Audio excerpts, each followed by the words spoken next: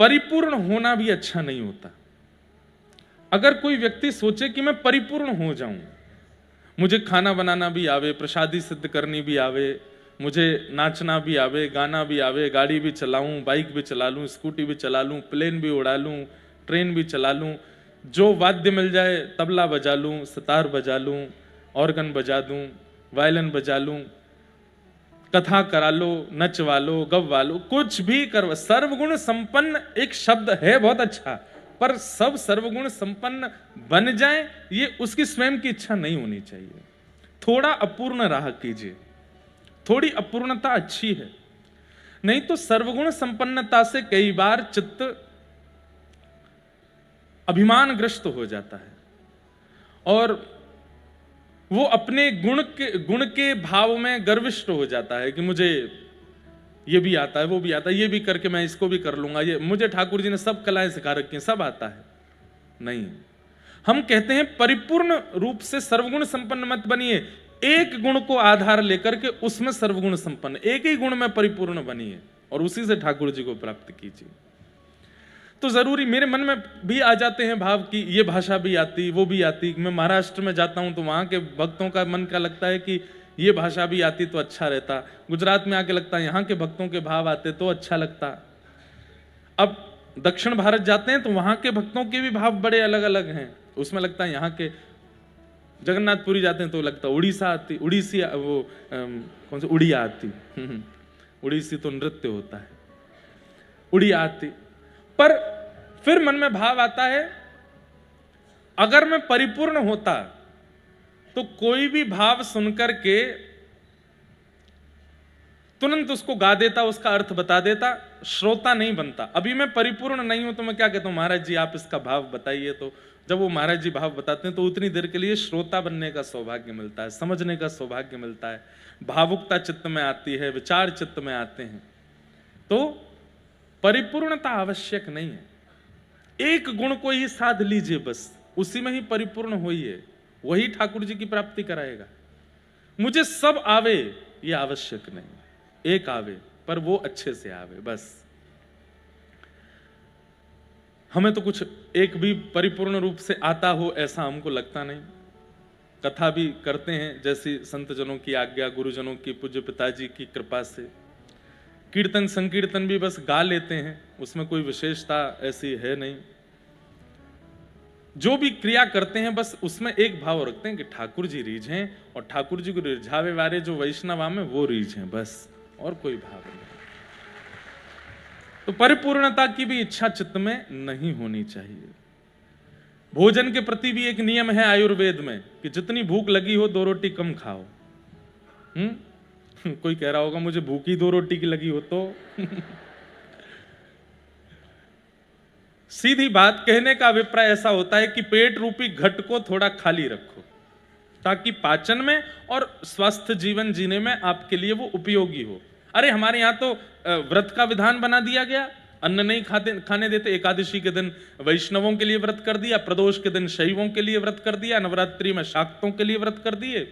ये व्रत का विधान क्यों है? इसमें एक भाव तो यह भी है कि ठाकुर जी चलो प्रसन्न होते होंगे, पर मूल भाव यही है कि हमारे पूर्वाचार्यों ने विचार किया कि ये जीवात्मा इतना खाएगा कि खा खा करके ही अपनी आयु घटा लेगा, तो इसके लिए व्रत का विधान रखो ताकि एक दिन तो बिना अन्न के रहे। लेकिन आजकल के व्रत भी अद्भुत होते हैं, कुटू की पकौड़ी, कुटू की कचौड़ी, और वो कौन सी खीर बनती है, समा की खिचड़ी और साबूदाने की खीर हैं, काय के, हाँ आलू का हलवा। मतलब इतनी कैलोरीज तो नॉर्मल डेज में नहीं बढ़ती जितनी व्रत में बढ़ा लेता है व्यक्ति। हमारे गुजरात के बड़े अच्छे और बड़े आदरणीय वक्ता जिनको मैं पितामह तुल्य मानता हूं, ऐसे भाई श्री एक बार कथा में कह रहे थे सबसे खतरनाक है लूली बाई जीव, बिना दांत की, बिना हड्डी की, सबसे खतरनाक है। इसलिए भागवत जी कहती हैं जितम सर्वम जिते रसे। आप बाकियों को कंट्रोल मत करो। आंख बहुत मटकती है, कोई बात नहीं। कान बहुत ज्यादा ये क्या बोल रहा है, वो क्या बोल रहा है, सब कुछ सुनने में रहते हैं, कोई बात नहीं। नासिका को सुगंधी बहुत प्रिय है, कोई बात नहीं। हाथों को स्पर्श बहुत प्रिय है, कोई बात नहीं। लेकिन जीव को रस बहुत प्रिय है, तो जीव पे थोड़ा कंट्रोल करो। अगर आपकी जीव आपके वश में आ गई, तो भागवत जी आज्ञा कर रही हैं कि जीव के वश में आते ही आंख भी वश में आ जाएगी, नासिका भी वश में आ जाएगी, कान भी वश में आ जाएंगे। मतलब सारी इंद्रियों को बिगाड़ना और संवारना दोनों जीव के हाथ में है। वो जीव यदि रस से थोड़ा सा बचे, सांसारिक रस से, अगर वो आपके कंट्रोल में। अच्छा, इसमें एक बात और, कई लोग ऐसे आपने देखे होंगे जो बहुत अल्प खाते हैं, छिलके की दाल के साथ में सूखी रोटी खाते हैं, लेकिन फिर भी उनका क्रोध शांत नहीं है। खूब सामान्य सात्विक भोजन करते हैं, समय से उठते हैं, समय से सोते हैं, समय से सब क्रिया करते हैं, लेकिन फिर भी उनके कई विचारों में, भावों में क्रूरता, काम का दर्शन हो जाता है। इसका मतलब फिर वहां भी आप कह सकते हैं महाराज जी इन्होंने तो रसना जीती है, फिर ये ऐसे क्यों है? रसना का जीतना मतलब केवल भोज्य पदार्थ में नहीं होता, रसना का जीतने का मतलब वाचाल में भी। अन्यश्च दोष गुण चिंतन माशु मुक्त्वा, श्रीमद् भागवत में कहते हैं कि व्यक्ति एक से एक, महात्मा में कहते हैं एक से एक गुणवत्ता उसके चित्त में आ जाती है, लेकिन दूसरों में दोष गुण देखना और उनके दोष गुणों की चर्चा करना ये जीव नहीं छोड़ती। बड़े से बड़े धर्मात्मा व्यक्ति के पास भी हमने जाकर के अनुभव कर लिया कि दूसरे के दोष और गुण को बोलने सुनने में उनको बहुत रस आता है, बहुत सुख मिलता है। अन्यश्च दोष गुण चिंतन माशु मुक्त्वा। हम आपको एक निवेदन कर दें बात, आप भक्ति करते हैं, कथा सुनते हैं, आपके सामने आज के बाद कोई भी व्यक्ति किसी के दोष या गुण का चिंतन करे, आप उसी समय हाथ जोड़ो, भैया ये चर्चा हमारे विषय वार्ता हमारे बीच मत करो।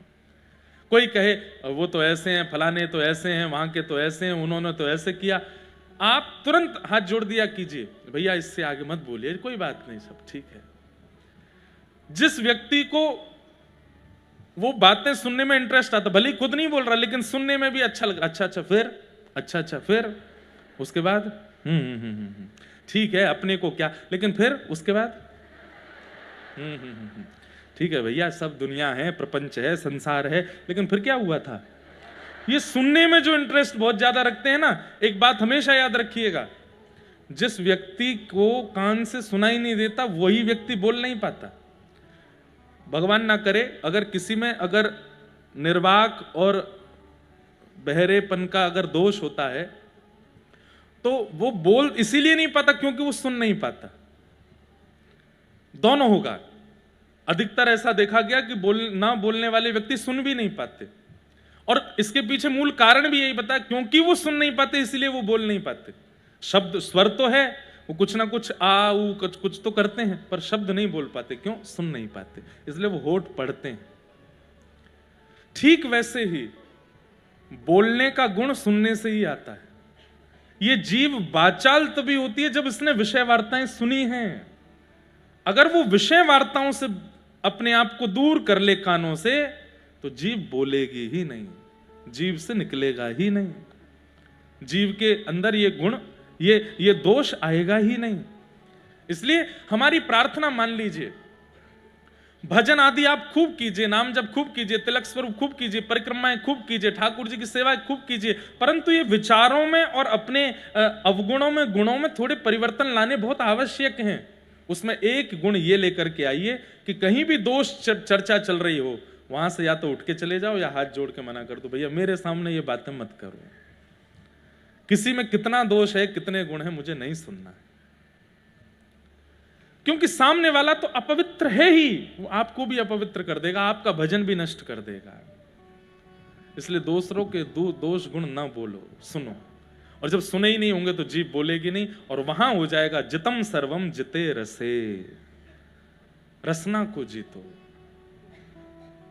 किसी का दोष चिंतन मत बोलो। तो ऐसे सब भाव हैं। आप सब लोगों को बारंबार प्रणाम करते हैं। आज की मंगलमयी कथा में प्रवेश करते हैं। कल हम लोगों ने श्रवण किया कि ठाकुर जी सब ब्रजवासियों को लेकर के श्री गिरिराज जी गए, और गिरिराज जी में जाकर के ठाकुर जी ने श्री गोवर्धन नाथ जी का पूजन किया, 56 भोग लगाए, और सब ब्रजवासियों से कही जाओ जाकर के प्रणाम करो। भगवान के सखा मधुमंगल श्रीदामा गोवर्धन के ऊपर चढ़ गए और गिरिराज बाबा जो 4 भुजा के रूप में बैठे थे, उनकी भुजा पकड़ पकड़ के देखने लगे नकली तो ना है। ठाकुर जी बोले, लाला जी कहा कर रहे हो? देख रहे हैं लाला, असली भुजाएं कि ना है? कहा पता चली? बोले असली है, सांचो जय जय है, ये तो सांचो जय जय। सबने प्रणाम कियो। मधुमंगल बोलो, लाला या गिरिराज बाबा को चेहरा तोते बहुत मिले, तेरे जैसे ही लग रहा हो, बिल्कुल आंख, नाक, कान, होठ, रंग, रूप सब कछु तेरे जैसा ही है। ठाकुर जी बोले, हम एक ही गैया को दूध पीमे, या मारे हमारो मुख मिले। एक गैया को दूध पीवे तो मोह कैसे मिल सके? क्यों? तेने और तेरी बहन ने एक ही मैया को दूध पियो, दोनों उनको चेहरा मिले कि ना मिले? मधुमंगल बोलो, हाँ लाला बात तो सही है। इतने में श्रीदामा बोलो, लाला तो फिर गैया को दूध तो बछड़ा भी पीवे, बछड़ा तो हमारे जैसे दिखे ना है। ठाकुर जी बोले, अब बात मत बनावे, जितनी बताइए उतनी मान ले। हम ये प्रसंग, ऐसे छोटे छोटे प्रसंग क्यों सुनाते हैं? अगर ठाकुर जी को अपने वैष्णव में, अपने प्रेमियों में सबसे प्रिय गुण यदि कोई लगता है तो वो लगता है भोलापन, सीधापन, सहजता, सरलता, निर्मलता, और सही बोलूं हमारी आपकी भाषा में, भोंदू बन जाओ, बिल्कुल भोंदू। ऐसे सीधे महाराज कि बस कोई बोल दे कि रात है गई तो अच्छा भैया इतनी 4 बजे ही रात है गई, आजकल चंद सूर्य देवता थक गए होंगे चले गए, इतने सीधे बन जाओ। ठाकुर जी आपको बिना किसी क्रिया के प्राप्त हो जाएंगे, इतना सीधो। हम लोगों से ठाकुर जी नहीं मिल रहे हैं, इसमें एक बहुत बड़ा कारण, हम लोग चतुर हैं, बहुत चतुर हैं। भगवान ने, मैं कभी कभी विचार करता हूं कि गोवर्धन लीला जब ठाकुर जी ने की, बहुत अच्छा था कि मैं और आप उस समय नहीं थे, नहीं तो हम तो साइंटिफिक रीजंस मांगने लगते, कैसे उठा लिया आपने गिरिराज जी? साइंटिस्टों को नासा में फोन करवाओ, आके जांच करिए इस बात की। फिर वहां नासा आकर के जब मोहर लगाता कि नहीं भैया कोई सपोर्ट नहीं है इन्होंने, तब हम लोग मानते, और इसमें 3-4 साल निकल जाए। ठाकुर जी बोले, यूं ही खड़ा रहूंगा मैं? ब्रजवासी इतने सरल हैं, इतने सीधे हैं, जैसे ठाकुर जी बोल देते हैं मान लेते हैं। अब ब्रजवासियों में आपस में चर्चा चल रही है, नंद जी के लाला जैसा लगे गोवर्धन नाथ, तो मधुमंगल जाके सबको बता रहा है, अरे वो एक ही गैया को दूध पीवे के कारण भयो है। और सब ब्रजवासी मानते भी जा रहे हैं। ठाकुर जी बोले, मुझे यही प्रिय है, ये सरलता, ये सहजता, ये निर्मलता इन ब्रजवासियों की, इसके कारण मुझे लगता है कि ये मेरे प्राण हैं।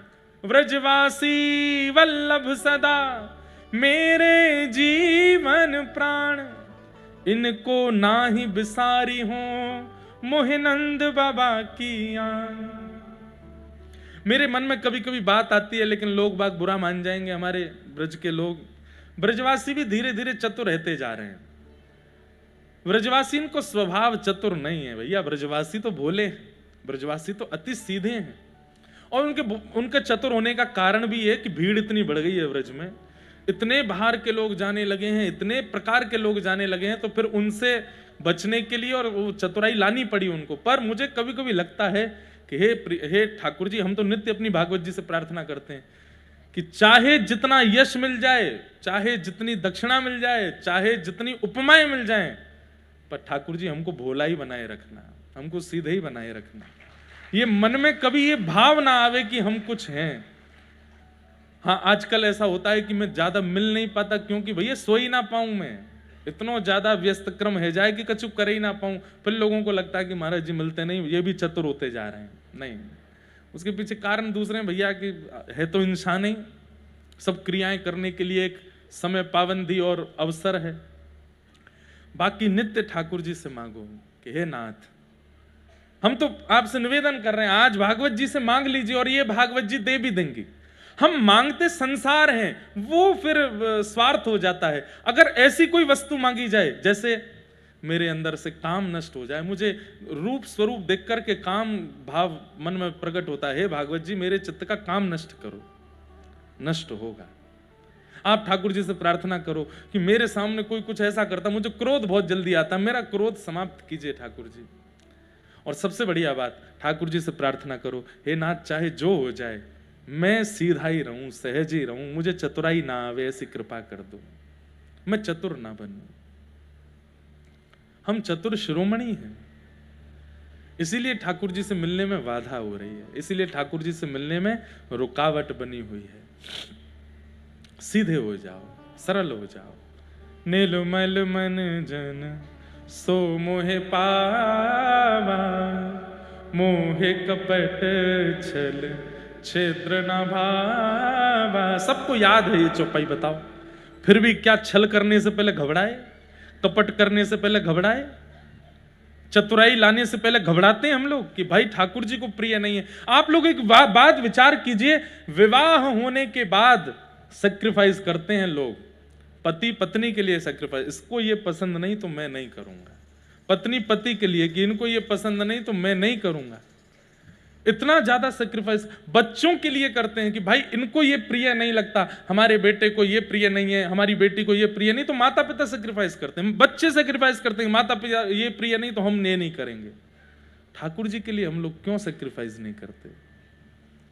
उन्होंने ज्यादा डिमांड्स तो की नहीं आपसे, अच्छा खाओ, अच्छा पियो, अच्छे रहो, खूब नाचो, खूब गाओ, पर एक दो बात के लिए बस वो कह रहे हैं कि निर्मल मन रखो, छल मत करो, कपट मत करो, दोष मत रखो चित्त में। और सीधी बात, इतनी बातें नहीं, ठाकुर जी बस यूं कह रहे हैं भोले बने रहो। मैंने एक बार कहीं कथा में कहा था, यही विषय कह रहा था, तो एक सेठ जी मुझसे बोले, महाराज जी आप युवाओं को भटका रहे हो। मैंने क्यों? बोले इतने भयावह संसार में आप लोगों से कह रहे हो कि सीधे हो जाओ, सरल हो जाओ, यहां लोग छल करते हैं, कपट करते हैं, दुष्कर्म कर जाते हैं, और आज का युवा सीधा हो जाएगा तो फिर जीवन कैसे जिएगा? मैंने कहा एक बात सुनिएगा, ध्यान से सुनना। उनको जो उत्तर दिया, मैंने कहा बालक जितना छोटा होता है ना, उसकी जिम्मेवारी उतनी मां रखती है, और जैसे ही बालक सीखने लग जाता है, चलना भी सीख गया, बोलना भी सीख गया, खाना भी सीख गया, पहनना भी सीख गया, तो मां दूसरा कमरा बनवा के उसमें सुलाती है, अपने आप उठो, अपने आप नहाओ, अपने आप खाओ, पहनो, जाओ। मैंने कहा ठाकुर जी को जिस दिन दिख जाता है ना कि ये चतुर हो गया, ये विषयों से भी लड़ना जान गया, ये चतुर लोगों से भी इसको लड़ना आता है, हर परिस्थिति से जूझना इसको आ गया है, तो ठाकुर जी कहते हैं अब भैया अपनी रखवाली खुद कर। लेकिन जब ठाकुर जी को लगता है बहुत सीधा है, या तो कोई भी या तो मजाक कर जाएगा, कोई भी या तो कछु कह जाएगा, तो ठाकुर जी माउली मैया बन जाते हैं, फिर गोद में रखते हैं, कोई कुछ कह नहीं सकता। फिर सीधे बनिए। अरे संसार चतुर है तो हम चतुर बने, ये विचार मन में मत लाओ। हमारे ठाकुर जी सीधे हैं इसलिए हम सीधे बनेंगे। संसार अगर आपके साथ छल कर भी गया, संसार यदि आपके साथ कपट कर भी गया, तो भैया रिवर्ट में ठाकुर जी उसके साथ क्या करेंगे वो आप सोच भी नहीं पाओगे। इसलिए सीधे ही रहो।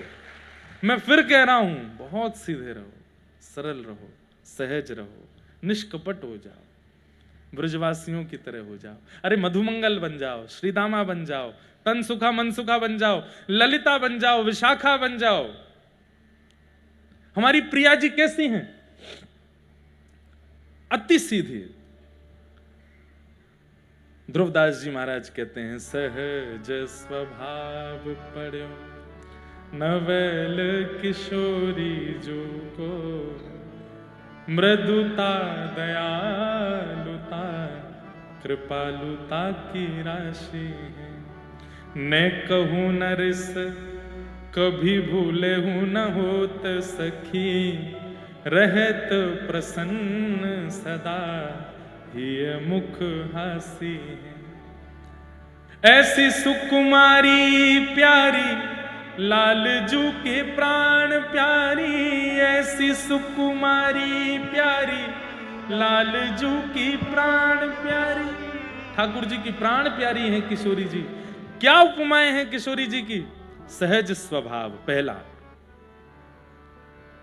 नवल किशोरी। नवल किसको कहते हैं? जो सदा युवा ही, कुमारी की ही रहती हैं, उससे बड़ी नहीं होती, उनको नवल किशोरी।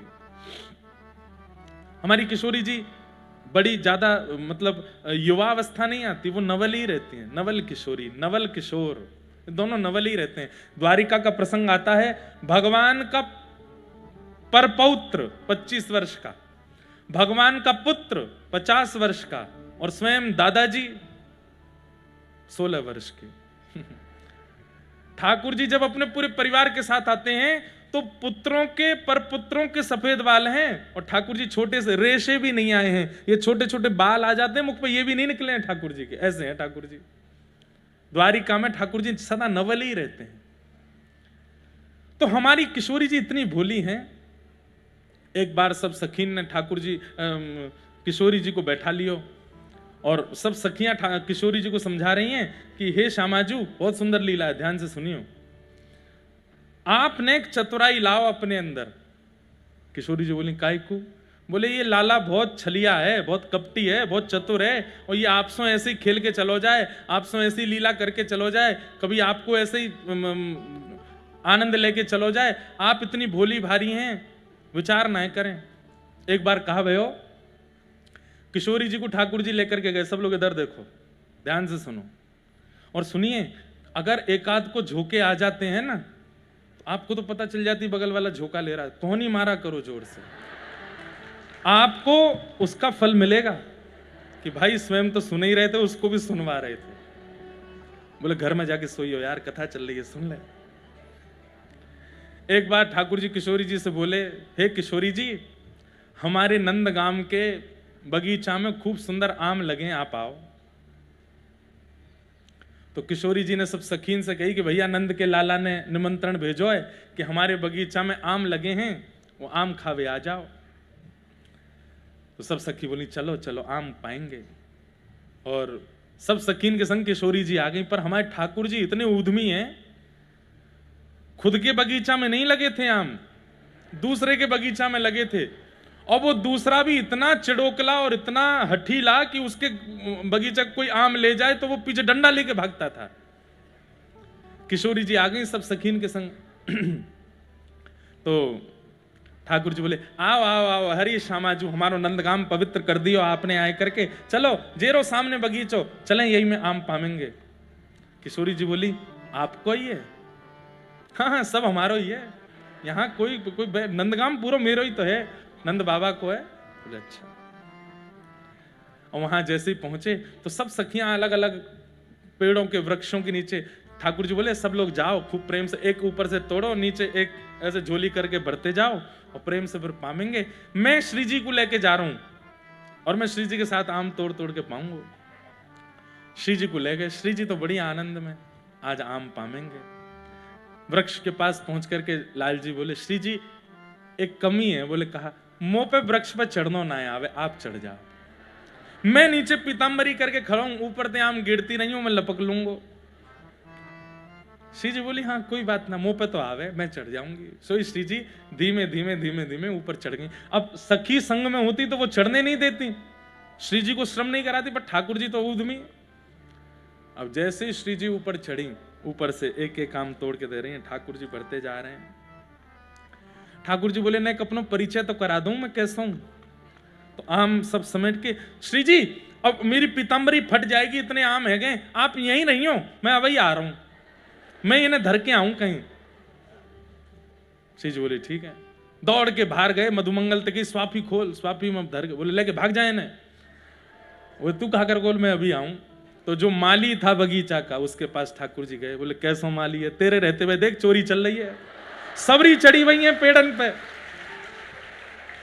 माली बोलो कहां है? बोले देख बरसाने ते आई है चोरी करवे।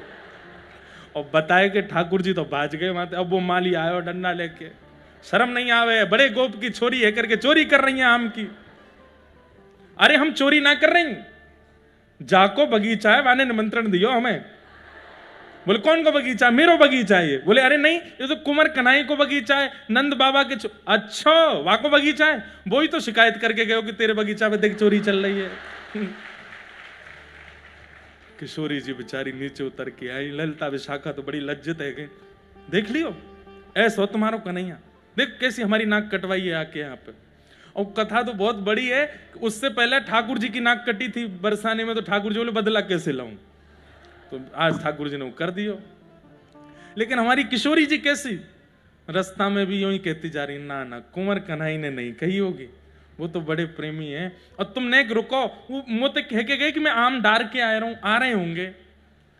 तब ललिता विशाखा जी कहती कितनी भोली हो आप, कितनी सीधी हो आप, हे श्यामाजू कैसी करुणामयी हो आप। कोई कितनी बड़ी क्रिया करके चलो गो और आप अभी भी वाक्य हित को ही विचार कर रही हो। इसलिए तो वो राधा रानी है, इसीलिए तो वो प्रिया जी हैं।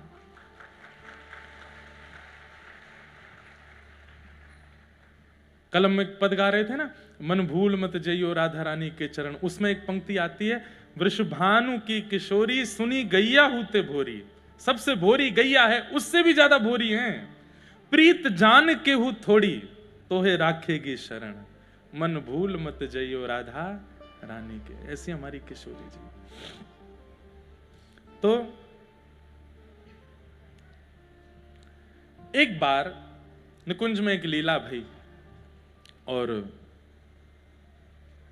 किशोरी जी को सब सखियां समझा रही हैं, बोले तुम्हारो लाला बहुत चतुर है, बहुत ऐसो है, तुम बातें एक दूरी बनाए लो। तो राधा रानी बोली मैं दूरी ना बनाऊंगी। तो बोले एक लीला करके देखें, अगर या लीला में तुम्हारो कन्हैया सफल है गयो तो फिर हम आज के बाद वचन दे के कह रही हैं कभी शिकायत नहीं करेंगी वाकई। किशोरी जी बोली कहा लीला? तब किशोरी जी की कोई भी लीला संपादित होती है उसमें विशेष भूमिका निभाती हैं श्री विशाखा जी। ऐसी अष्ट सखियों, अभी बरसाना का उत्सव पूरा जो आ रहे हैं उनके लिए अच्छा है, जो नहीं आ रहे हैं वो देखना सुनना जरूर। वहां अष्ट सखियों की वार्ता, सबके विषय की बहुत गोपनीय रहस्य जो मंच से बोलने भी नहीं चाहिए, मैं उनको भी बहुत ढक ढक करके थोड़ा थोड़ा कहूंगा ताकि जो योग्य हैं उनको प्राप्त हो। अयोग्यों के लिए तो भैया फिर कहां जाएंगे, इसलिए वो कथा जरूर सुनना। तो किशोरी जी की जितनी भी लीला होती हैं उसमें अष्ट सखियों में जो सबसे थोड़ी बुद्धिमान अगर सखी कोई है, जिसको कहते हैं कि तनिक चतुर हैं, वो है विशाखा जी। तो विशाखा जी ने योजना बनाई, एक से कपड़ा, एक से कुंडल, एक से गहने, एक से काजल, एक से पत्रावली, एक से केश, एक से नूपुर, एक से चूड़ी, सब कुछ एक जैसा। अष्ट सखियों का और किशोरी जी का मतलब एक जैसा ही सब कुछ होगा। और वहां में ठाकुर जी को ढूंढ के बताओ इनमें किशोरी जी कहां हैं। अगर उनने किशोरी जी को देख के बताए दियो तो फिर हम किशोरी जी वचन दे रही हैं आज के बाद शाम सुंदर को वादना के बाद से हम कभी भी कुछ गलत नहीं बोलेंगे। किशोरी जी बोली वो पहचान जाएंगे। बोले हम देखें ना कैसे पहचानेंगे। अब आप इसमें एक बात विचार कीजिए कि अष्ट सखियां और राधा रानी में कोई विशेष अंतर नहीं है, एक जैसी दिखती हैं सब। बस किशोरी जी का श्रृंगार विशेष होता है, इसलिए पहचान में आती है कि ये किशोरी जी हैं। एक जैसी चुनरी, एक जैसे कुंडल, एक जैसे सब श्रृंगार सब किए गए। और निकुंज में सब गोपियां खड़ी हो गईं, ठाकुर जी की प्रतीक्षा कर रही। अब ठाकुर जी के आवे की प्रतीक्षा तो बात की बात है, ये आपस में एक दूसरे से कह रही हैं अरे श्यामाजू आप तो बड़ी सुंदर लग रही हो। तो बोली मैं विशाखा हूं, श्यामाजू ना हूं, श्यामाजू तो पल्लंकू हैं। तो दूसरे अरे ललिता जी आप ही हो ना? बोले नहीं नहीं मैं श्यामाजू हूं। मतलब ललिता जी और सब एक जैसी दिख रही हैं, कोई इनमें अंतर नहीं। तब सबने कही बोले अब बढ़िया है, अब एक संग खड़ी है, जाओ नेक देर में श्याम सुंदर आवे वारे हैं और नेक आज इनकी पतो चले कि ये पहचान पाएंगे नहीं। इतने में ठाकुर जी को आगमन भयो। ठाकुर जी जैसे ही पधारे आकर के ढूंढन लगे कहां हैं किशोरी जी। हे श्यामाजू, अब वो आठों खड़ी हैं वृक्षों के पास और आठों एक साथ एक स्वर में कह रही हैं हां श्याम सुंदर। अब यहां से भी स्वर, वहां से भी स्वर, उधर से भी स्वर, इधर से भी, आठों की आठों चारों तरफ घूम के खड़ी। ठाकुर जी अरे श्यामाजू, बोले मैं तो यहां खड़ी हूं, तो वहां जाए। अरे ये कैसी लीला कर रही हो किशोरी जी, आज इतने सारे रूपन में कैसे प्रकट भई हो? तब सब सखियां एक साथ सामने खड़ी हो गई। 9 किशोरी जी खड़ी हैं, एक किशोरी जी और 8 सखियां। और तब सब सखियां कह रही हैं अब ढूंढ के बताओ हम में ते राधा रानी कौन है? को वृषभानु किशोरी इन में, को वृषभानु किशोरी। हम में से लाडली जी कौन है? ढूंढ के बताओ। आहा, ठाकुर जी एक एक किशोरी जी के स्वरूप के पास जामे, उन्हें जाकर के देखें, औरतें आंख में देखें, हाथन ने देखें, पामन ने, सब कुछ एक जैसा, पता ही नहीं चल रही है कौन है किशोरी जी। ठाकुर जी बोले आज तो मैं तगड़ो फंसो, कैसी लीला है रही है यहाँ पे। इतने में ही ठाकुर जी ने एक चतुराई करी, बोले मैं तो पहचान गए हो कौन सी है किशोरी जी। तो सब सखी बोली बताओ कौन सी हैं। सो दूर खड़े है करके ठाकुर जी एक सिंहासन पर बोले ये रही किशोरी जी। बोले ये रही, कहा है 8-9 खड़ी हैं, एक बताओ कौन सी है। अब बोले यही वाली हैं। बोले कौन सी वाली। बोले बालापन में इन्हीं सिखायो, बालापन में इन्हीं सिखायो, बहुविधि माखन चोरी, बहुविधि माखन चोरी। अरे ये खड़ी तो है सामने, जबकि 9 की 9 खड़ी हैं, बस ऐसे कह रहे हैं ये खड़ी तो हैं। बोले कौन सी। बोले वही जिनने मुंह को बचपन में चोरी करनो सिखायो, घर घर में जाके माखन कैसे चुरानो, मटकी कैसे फोड़नी है, ग्वाल बालन के ऊपर कैसे चढ़ना है, गैया के सींग कैसे पकड़ने हैं, सबरो ऊधम इन्हीं तो मुंह को सिखायो। जैसे ही कही कि बालापन में इन्हीं सिखायो, बहुविधि माखन चोरी, इन्हीं मुंह को माखन चुरानो सिखायो, मेरी तो ये गुरु हैं चोरी की। इतने में ही किशोरी जी बोल पड़ी मैंने कब सिखाया तुमको। ठाकुर जी बोली ये वृषभानु किशोरी तुम में, ये वृषभानु। ललिता विशाखा बोली सब कियो धयो चौपट कर दी। काय को बोली आप। अरे मैंने जब चोरी सिखाई नहीं तो मैं काय को स्वीकार करूं। अरे ये तो हमें पता है कि आपने चोरी नहीं सिखाई है, वो तो उनको तरीका है बुलवावे को। श्याम सुंदर आके बोले भैया 9 सखी अगर एक संग किशोरी जी के साथ अष्ट सखी खड़ी है जाएं तो ब्रह्मा भी नहीं पहचान पाएगा किशोरी जी कौन है। केवल किशोरी जी की पहचान उनके स्वभाव से हो सकती है, और उनका स्वभाव सरल है, निर्मल है।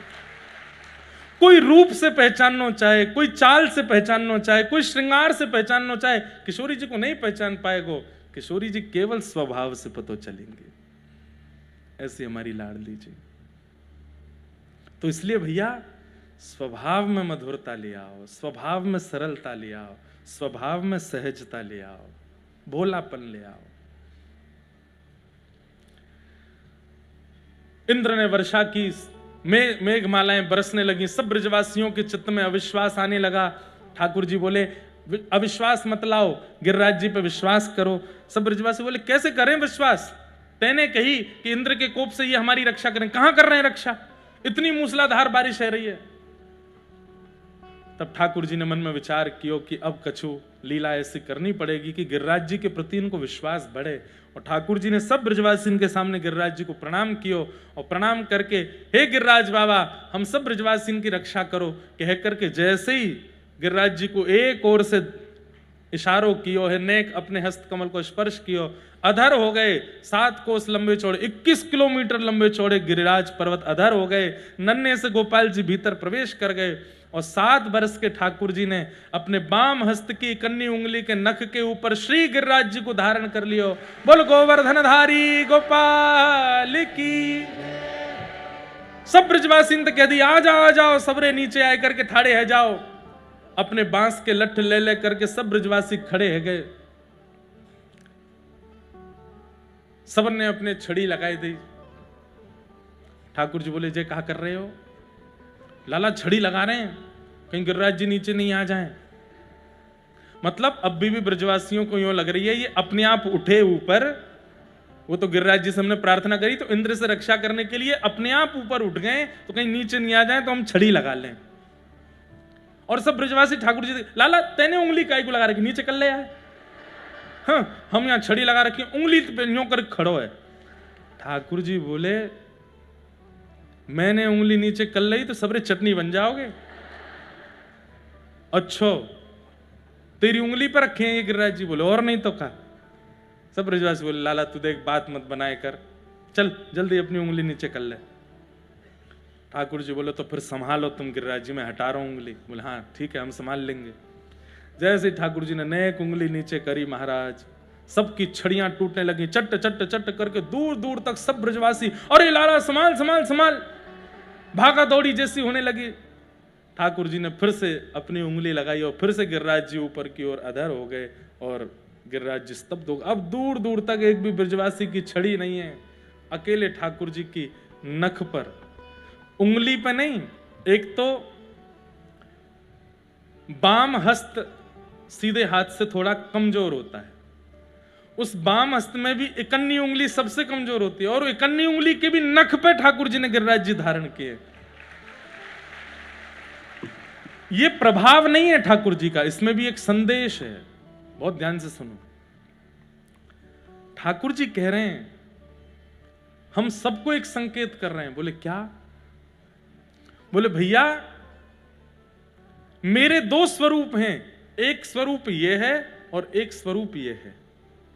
एक तरफ 21 किलोमीटर लंबे चौड़े गिरिराज जी हैं जिनके लिए बाम हस्त की इकन्नी उंगली की नख ही काफी है, और एक तरफ 10 ग्राम की बंसी है, वाक्य काज 2 भुजा को प्रयोग करना पड़े मुंह को, तब वो धारण हो गए।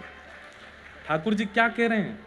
बोले जब सामने से जीवन में प्रेम आता है तो प्रेम को स्वीकार करने में एफर्ट्स ज्यादा लगाओ। पर हम लोग कैसे हैं, जब विशाल पहाड़ रूपी संकट हमारे जीवन में आता है, उस पहाड़ को, उस संकट को अपने जीवन में आ गया है, उसको दूर करने में, वो जीवन में आ चुका है, इसका विषाद करने में हम लोग एफर्ट ज्यादा करते हैं। ठाकुर जी कहते हैं संकट जीवन में आवे तो इकन्नी उंगली की तरह रखो, ज्यादा ध्यान ही मत दो उस तरफ। अरे जीवन में संकट आया, विपत्ति आई, आपत्ति आई, ठाकुर जी बोले इकन्नी उंगली लगाओ वहां पे, मेरे प्रारब्ध हैं निकल जाएंगे एक दिन। लेकिन जब जीवन में मैं आऊं, वेणु स्वरूप कथा आवे, वंशी स्वरूप संकीर्तन आवे, तब उसको प्राप्त करने के लिए ठाकुर जी बोले मैं टेढ़ो मेढ़ो है जाऊं वंशी धारण करवे में, पूरी अपनी योजना लगा दूंगा वंशी के स्वर को सुनने में। ठाकुर जी मानो संकेत कर रहे हैं हमको, जीवन में प्रेम आवे, भक्ति आवे, भाव आवे, सद्भाव आवे, सेवा आवे, उसको स्वीकार करो पूरे एफर्ट्स के साथ। और जीवन में जब संकट आवे इकन्नी उंगली लगाओ, मतलब थोड़ा एफर्ट तो लगाना है, पर कितना लगाना है? बोले इतना ही लगाना है बस। पर कई लोग कैसे होते हैं, संकट आते ही इतने विचलित हो जाते हैं, इतने विचलित, रात में भोजन नहीं कर रहे, सो नहीं रहे, और टेंशन में बैठे हैं, पीड़ा में बैठे हैं, और डिप्रेशन हो गया। आजकल के युवाओं को ये 50 साल पहले नहीं था डिप्रेशन, 60 साल पहले एंजाइटी नहीं होती थी, आज से 100 साल पहले सुसाइड्स नहीं होती थी। क्यों? क्योंकि संकटों को जूझना, सहना और उनको बहुत एफर्टलेसली अपने जीवन में स्वीकार करना लोग जानते थे। आज का जमाना अलग है, यहां पर बैकलैशेस होते हैं, दुनिया भर के प्रपंच होते हैं, अनर्गल बातें होती हैं, लोग दुनिया के कुछ भी कहते हैं और सामने वाला उसको सह नहीं पाता, वो उसको ऐसे स्वीकार करता, ओ हो इसने मेरे बारे में क्या कह दिया, इसने मेरे साथ ऐसा क्यों कर दिया, मेरे पैसे क्यों खर्च हो गए, मेरा काम क्यों चला गया, मेरी जॉब क्यों चली गई, मैं फेल क्यों हो गया। नहीं, इतना उस पर विचलित मत होइए। इसलिए युवान दुनिया भर के रोगों के शिकार हो रहे हैं, ऐसे ऐसे रोग जिनकी दवाइयां ही नहीं है। पर ठाकुर जी की बहुत बड़ी कृपा है बंधुओं, मैं प्रशंसा के रूप में नहीं कह रहा हूं। व्यासपीठ आज कितनों के डिप्रेशन रोग को दूर कर रही है, कितनों की एंजाइटी दूर कर रही है।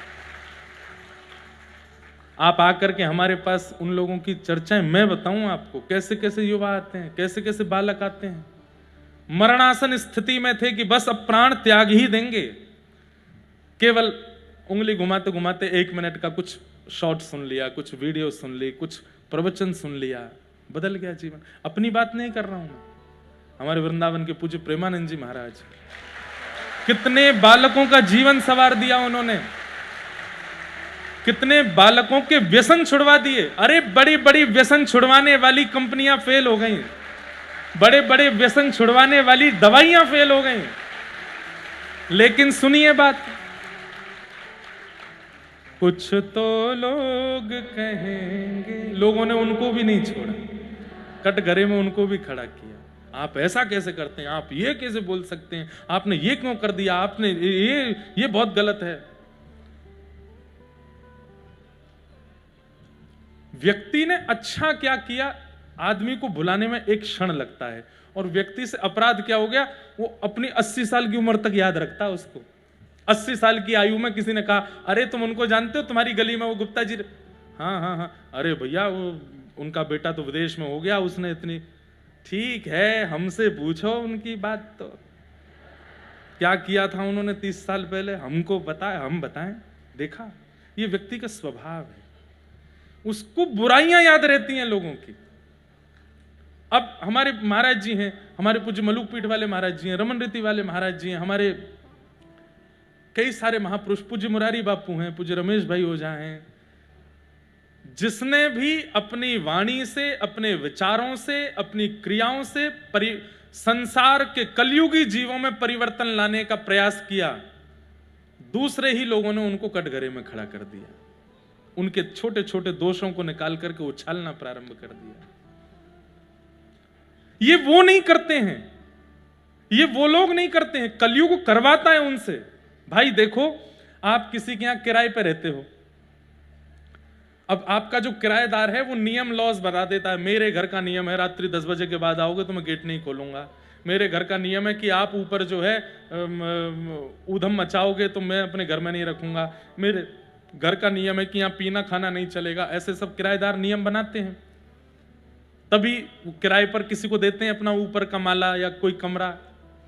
ऐसे ही हम आप सब लोग कलयुग के घर में किराएदार हैं, हम कलयुग के घर में हैं। और कलयुग के नियम क्या हैं?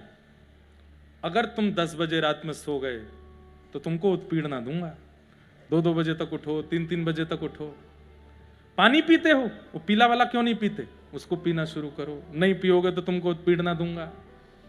अरे घास फूस खाते हो, मांस खाना प्रारंभ करो, तो मैं नहीं तो तुमको उत्पीड़ना दूंगा।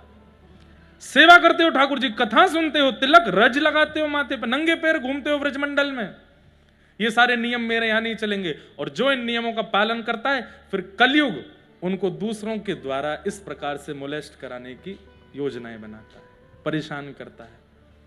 अरे कहां तक कहें, कभी कभी तो ऐसे बच्चों के माता पिता उनको परेशान करते हैं कि सेवा करते हो, कथा सुनते हो, साधु महात्माओं के वचन सुनते हो। कलयुगी तो करवाता है, कलयुग को पसंद नहीं कि आप वहां उसके नियमों के विपरीत रहो। इसलिए भैया, जीवन में आने वाले आर्त, संकट, विपत्ति, आपत्ति, इनको ऐसे स्वीकार करो, और जीवन में आने वाला प्रेम, भक्ति, भाव, भजन, उसको ऐसे स्वीकार करो, दोनों भुजाओं से स्वीकार करो, पूर्ण रूपेण उसको अंगीकार करो।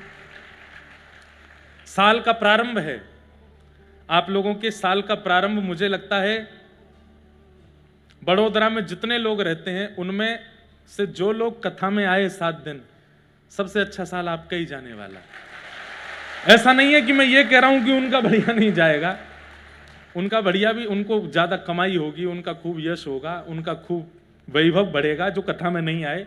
लेकिन जो कथा में आए थे उनका नाम बढ़ेगा, उनका भजन बढ़ेगा, उनकी भक्ति बढ़ेगी, वृंदावन के प्रति प्रेम बढ़ेगा। और सबसे बड़ी बात, इस साल के 365 दिनों में से 7 दिन हटा करके अब जो भी संकट आएंगे उनसे जूझने का बल प्राप्त होगा, लड़ने का एक सामर्थ्य प्राप्त होगी। बस ऐसे ही लीजिएगा उसको, ज्यादा ध्यान मत दीजिएगा उस तरफ। अच्छा क्या हुआ इस पर विचार कीजिएगा। ठाकुर जी ने एक नख पर गिरिराज धारण करके संकेत किया। अच्छा, कोई भारी चीज उठाओ, अभी ये स्पीकर रखा, इसको मैं उठाऊंगा तो मुझे झुकना पड़ेगा, मेरे को पैर के घुटने झुकाने पड़ेंगे। भारी वस्तु उठाने में झुकना, टेढ़ा मेढ़ा होना पड़ता है, पर ठाकुर जी भारी वस्तु ऐसे ही उठा लेते हैं, सीधे। श्रीनाथ जी सीधे ही खड़े रहते हैं, और वंशी पाम टेढ़े, कमर टेढ़ी, गर्दन टेढ़ी, हाथ पाम सबरे बांके बिहारी बन जाते हैं। क्यों? ठाकुर जी कहते हैं प्रेम को भार सहो नहीं जाए। प्रेम ज्यादा भारी है, प्रेम ज्यादा मूल्यवान है मेरे लिए। तो गिरिराज जी धारण किए। धारण करने के पश्चात सब ब्रजवासी बोले, लाला तेरी उंगली में इतनी ताकत कहां से आई, तेने कैसे उठा ली गिरिराज जी? ठाकुर जी बोले, हम जय जय हैं, या हमारे उठाए हमने। ए मधुमंगल श्रीदामा, प्रणाम करो, हम जय जय हैं। ब्रजवासी बोले, दोबारा बोलियो लाला, कहा है तू? ठाकुर जी ने शर्मा के बोले, हम जय जय हैं। ब्रजवासी बोले, ऐसा कौन सा काम कियो भैया जय जय तेने? मधुमंगल बोलो जय जय बनो डोले, 7 दिना में 4 दिना तो नहावे ना है, जय जय है। अरे हमें सब पता हो यशोदा मैया गीले पानी तो मुंह पहुंच देते रहो।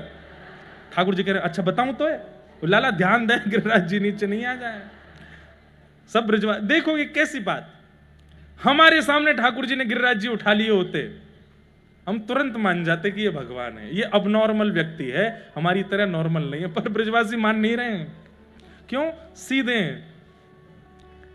अंत तो गत्वा ठाकुर जी ने कही मैंने पूतना मारी, अघासुर मारो, बकासुर मारो, कालिया नाग मारो, इतने सारे मैंने राक्षस मारे, आज मैंने गिरिराज जी उठा लियो, अब नहीं मानोगे कि मैं जय जय हूं, कोई सामान्य व्यक्ति कर सके? ब्रजवासी बोले बस बस बस लाला बहुत है गई, मारी तेने पूतना। अरे लाला तेने पूतना ना मारी तो हमारे 84 कोस के ब्रजमंडल के परकोटा को एक नियम है, ज्यादा पुण्य करेंगे, ज्यादा तप करेंगे और भीतर प्रवेश करेंगे तो ही जीवित रह पाएंगे। इन्हें राक्षसन ने कोई पुण्य तप किया नहीं, भीतर प्रवेश कर गए, अपने आप मर गए। और उन मरे मरायन में हाथ धर के तेने सबरो श्रेय ले लियो। पूतना तो नंद भवन में घुसते ही मर गई, और आप मरी भाई पूतना की गोद में चढ़ गए हो के मैं जय जय हूं। ठाकुर जी बोले कोई गिरिराज जी संभाल ना पावे को 10 मिनट नहीं तो या को कोई को पधरा के मैं सबन के पाम छू लूंगा एक बार। मतलब तुम कैसे भी साबित करोगे कि मैं जय जय नहीं हूं। बोले हम साबित कर देंगे तू जय जय ना है। अब सांची बता तूने कैसे उठाया हो। ठाकुर जी के प्रेम सजल हो गए नेत्र। कितने प्रेमी हैं ब्रजवासी, अपने प्रेम के आगे मेरी प्रभुता स्वीकार नहीं करते।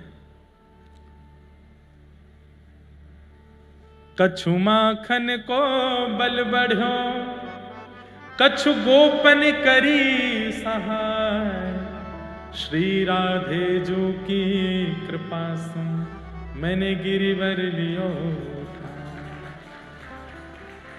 ठाकुर जी का एक नाम है मान देना, दूसरों को मान देते हैं, दूसरों को श्रेय देते हैं। अंग्रेजी में कहूं तो दूसरों को क्रेडिट देते हैं, खुद करते हैं और दूसरों को श्रेय देते हैं। करते हो तुम कन्हैया मेरा नाम हो रहा है, मेरा आपकी कृपा से सब काम हो। पतवार के बिना भी मेरी नाव चल रही है, हैरान है जमाना मंजिल भी मिल रही है, करता नहीं हूँ कुछ भी ये कमाल हो रहा। क्यों? करते हो तुम कन्हैया मेरा नाम हो रहा है, मेरा आपकी कृपा से सबका। अच्छा जब हम ये बात गाते हैं ना, मुझे ऐसा लगता है ये वाला पद जब हम गाते हैं तो ठाकुर जी हंसते तो हैं हम पे। बात बना रहा है, बैठे बैठे सब कह रहा है कि सब मैंने किया तो मैंने ही है, पर देखो कितनी बड़ी बड़ी बातें कर रहा है। अभी अगर इससे किसी ने जाकर, मैं ही जाकर के कह दूं अच्छा भैया सब मैंने किया, तो ला चल घर की चाबी दे दे मुझे, तू निकल बाहर, ये घर मैंने बनवाया हो, गाड़ी मैंने दिलवाई, सब कुछ मैंने करवाया हो। ठाकुर जी आप तो वैकुंठवासी हो, आपको क्या आवश्यकता, मेरे छोटे से घर में क्या करोगे आप, वहीं रहो। हमारा क्रेडिट कोई ले ना जाए, मैंने ये किया इस बात को कोई नकार ना दे, इसकी भी चिंता लोगों को लगी रहती है। ये मैंने किया, प्रसिद्धि हो गई कथा की, ओ बहुत बढ़िया कथा हुई महाराज जी हुई, बहुत जगह ऐसा कथाओं में होता। फिर उसके बाद कई बार उन लोगों में आपसी द्वंद्व हो जाता है, मैंने ये किया था, मैंने ऐसे करवाया था। फिर एक बोले अरे सब बातों की बात छोड़ो, व्यास जी मैंने बताए थे, इनको बुलाओ, मैंने नहीं बताए तो कैसे काम चलता। ठाकुर जी ऐसे नहीं है, ठाकुर जी सब कुछ करने के बाद आप ही को श्रेय दे देते हैं, अरे तैने ही किया यार, मैंने थोड़ी कछु किया है। सब ब्रजवासियों को श्रेय दिया, अरे ग्वालन ने मुंह पे कृपा करी, गैया गोपी ने मुंह को मक्खन खवाए, श्री किशोरी जी की कृपा से मैंने गिरिराज जी उठाए। ऐसे हमारे ठाकुर जी 7 दिन तक गिरिराज जी धारण किए। 7 दिन बाद इंद्र के मान का मर्दन हुआ। इंद्र ने आकर के भगवान की स्तुति गाई। पिता गुरुस्त्वं जगतामधीशो दुरत्यय काल उपात्त दंड हिताय स्वेच्छा तनुभि समीहसे मानं विधुन्वन् जगदीश मानिना। आप मेरे पिता हैं, आप मेरे गुरु हैं, मैंने अपराध किया है नाथ, कृपा करके मुझे दंड दीजिए।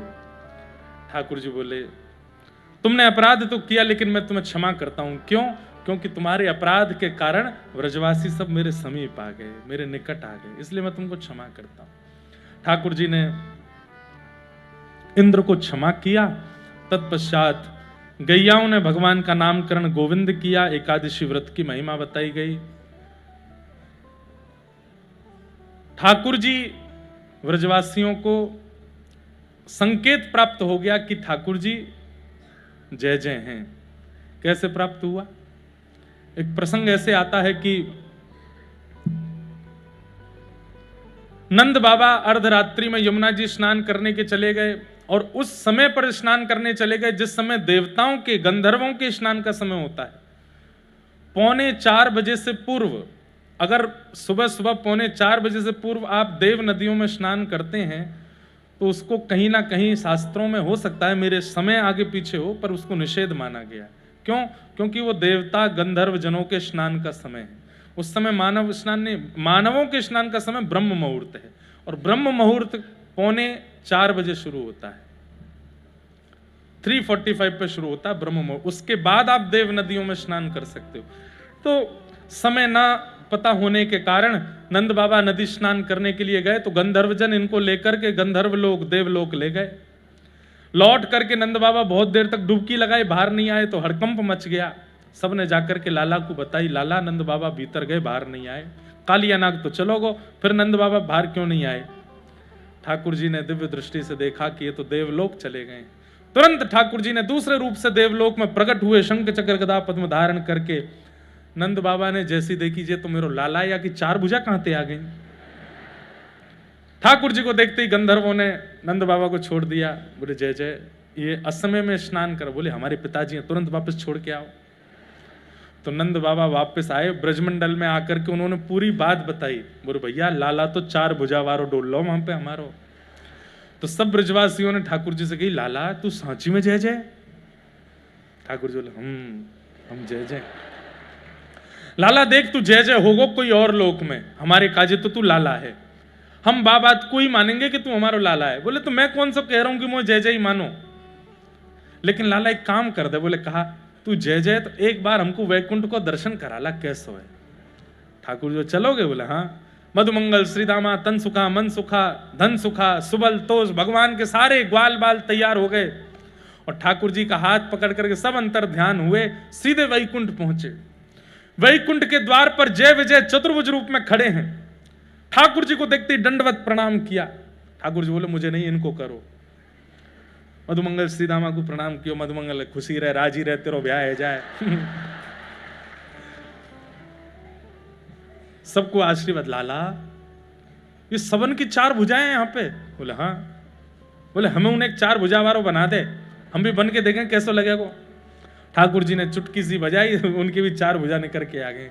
मधुमंगल सीधा के लाला जी तो बहुत जोर को है। बोले कहा करेंगे? बोले 2 हाथ से मटकी पकड़ेंगे, 2 हाथ से मक्खन निकाल के खाएंगे। बड़ी दिक्कत हो, 1 हाथ से मटकी पकड़ो, 1 से खाओ। वहां पे भी वही सहज स्वभाव उनका। वैकुंठ में घूम रहे थे सब ग्वाल बाल। ठाकुर जी ने इनके लिए अद्भुत भवन बनवा दिए, मधुमंगल भवन, तनसुखा भवन, मनसुखा भवन। और वहां पे सब सहचरियां गंधर्वजन इनकी सेवा में लगे। जो खाने का मन वो खावे, जो पीने का मन वो पीवे। ऐसी पवन सुगंध बह रही है, नदी बह रही है, तालाब, इतना सुंदर है वैकुंठ। 2-4 घंटे बाद सबरे आए ठाकुर जी के पास। लाला देख लियो हमने वैकुंठ, घूम लिए। ठाकुर जी बोले बहुत बढ़िया, अब तुम सबरे यहीं रहो, मैं जा रहा हूं वापस। सबरे चरणन में गिर गए। बोले लाला जो वैकुंठ बहुत सुंदर है पर हमारे व्रजते बढ़िया ना है। लाला हमारी प्रार्थना स्वीकार कर ले। बोले कहा ये 2 भुजान ने ले ले, ये बड़े बड़े भवन ने निकाल दे, जो चाहिए हम तो मांग ले, लेकिन हमें वापस वृंदावन भेज दे भैया, हम माए छोड़ के कहीं ना जा सकें। तब ठाकुर जी ने 33 कोटि देवताओं से कहा ये हैं ब्रजवासी जो वैकुंठ का भी त्याग कर सकते हैं वृंदावन के आगे। इनकी उपमा और इनकी पहुंच तुम कैसे प्राप्त करोगे? ये ब्रजवासी अति अद्भुत है, जो वैकुंठ का सुख भी ऐसे त्याग देते हैं वृंदावन के आगे। वृंदावन में मिल क्या रहा है उन्हें? इतना विशेष कुछ भी नहीं, केवल और केवल ठाकुर जी की नुकुंज गलियां हैं, ठाकुर जी की मधुर लीला है, ठाकुर जी के मधुर दर्शन हैं, खावे पीवे के लिए दही माखन मिश्री और दूध है, बस यही में सुखी है ब्रजवासी। आते ज्यादा इन्हें कुछ चाहिए नहीं। जय हो। इसलिए हमारे रसिक जन गाते हैं, मुझे दुनिया से नहीं कोई काम, मुझे दुनिया से नहीं कोई काम, मैं तो रटूं राधा राधा नाम, मैं तो रटूं राधा राधा नाम, दर्शन करूं सुबह शाम, दर्शन करूं सुबह शाम। ओ मेरे मन में विराजे श्याम दीवानी, मेरे मन में विराजे श्याम दीवानी, मेरे मन में विराजे श्याम दीवानी, मेरे मन में विराजे श्याम दीवानी। ओ जहाँ विराजे राधा रानी, जहाँ विराजे राधा, ओ जहाँ विराजे श्यामा प्यारे, जहाँ विराजे श्यामा प्यारी। ओ मेरो मन लाग्यो बरसाने में, जहाँ विराजे राधा रानी, मेरो मन लाग्यो बरसाने में, जहाँ विराजे राधा रानी। हो मुझे दुनिया से नहीं लेना देना, मुझे दुनिया से नहीं लेना देना, हे मुझे दुनिया से नहीं लेना देना, मुझे दुनिया से नहीं लेना देना। हो ये जगत है एक सपना, ये जगत है एक सपना, हो ये जगत है एक सपना, ये जगत है एक सपना। यहाँ कोई नहीं अपना, यहाँ कोई नहीं अपना, हो यहाँ कोई नहीं अपना, यहाँ और भैया ये बात तो भुजा उठा करके ऊंचे स्वर में बोलना, यहाँ कोई नहीं अपना, यहाँ कोई नहीं पर ओ मेरी अपनी वृषभानु दुलारी, मेरी अपनी वृषभानु दुलारी, ओ मेरी अपनी वृषभानु दुलारी, मेरी अपनी वृषभानु दुलारी। हे वृषभानु दुलारी, वृषभानु दुलारी, वृषभानु दुलारी, वृषभानु दुलारी। हे बरसाने वारी, बरसाने वारी, बरसाने वारी, बरसाने वारी। हे वृषभानु दुलारी, वृषभानु दुलारी, वृषभानु दुलारी। मेरी अपनी वृषभानु दुलारी, मेरी अपनी वृषभानु दुलारी। ओ जहाँ विराजे राधा रानी हो, जहाँ विराजे राधा रानी, हे जहाँ विराजे श्यामा प्यारी हो, जहाँ विराजे श्यामा प्यारी, हे मेरो मन लाग्यो बरसाने में, जहाँ विराजे राधा रानी।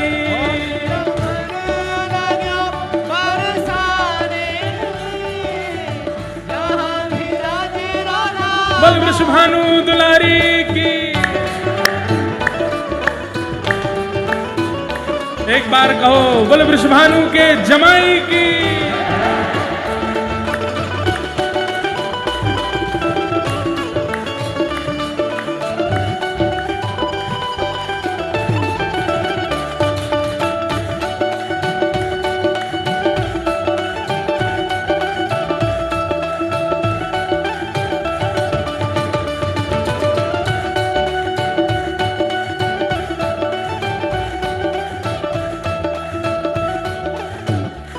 और मेरे मन में ना लागे कोई रंग, मेरे मन में ना लागे कोई रंग, हे मेरे मन में ना लागे कोई रंग, मेरे मन में ना लागे कोई रंग, ओ मैं तो रहूं संतन के संग, मैं तो रहूं, संतन के संग, हाँ मैं तो रहूं रसिकन के संग, मैं तो रहूं रसकन के संग, मन में ओ मेरे मन में बढ़त उमंग, मेरे मन में बढ़त उमंग, ओ बरसाना बीरज रजधानी,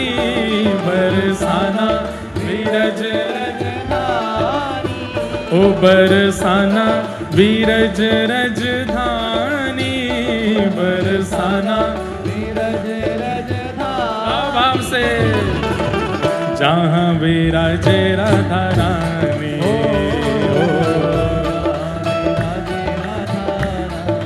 हे जहाँ विराजे श्यामा प्यारी हो, जहाँ विराजे राधा रानी, हे मेरो मन लाग्यो बरसाने में, जहाँ विराजे श्यामा प्यारी, मेरो मन लाग्यो बरसाने, जहाँ विराजे राधा रानी, हे मेरो मन लाग्यो बरसाने में, जहाँ विराजे राधा रानी।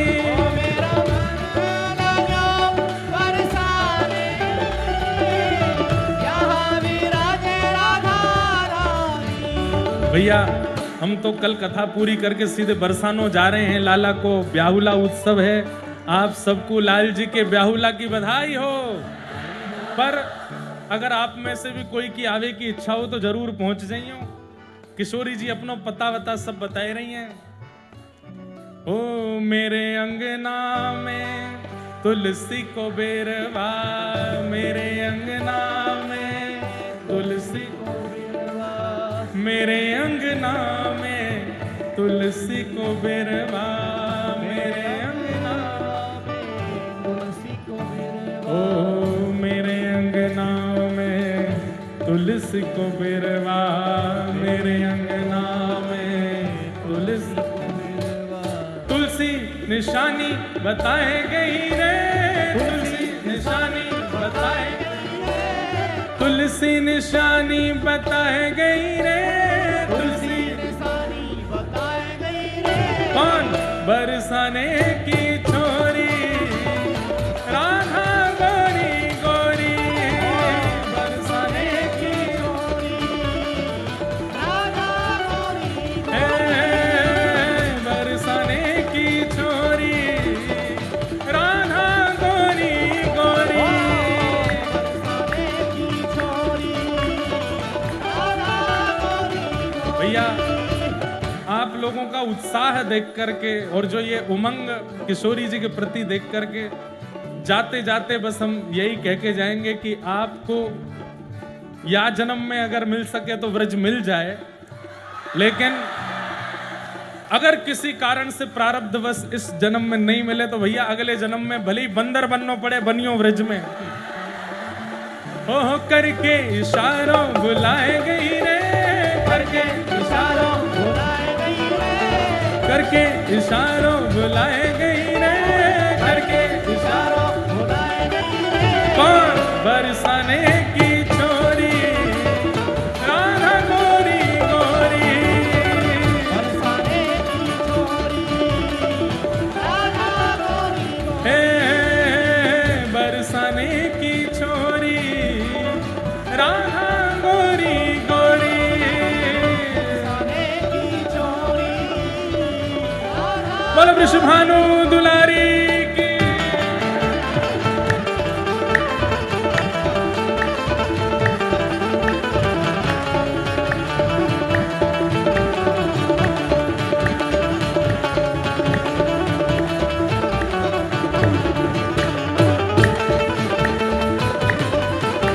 बोलो बरसाने वाली की।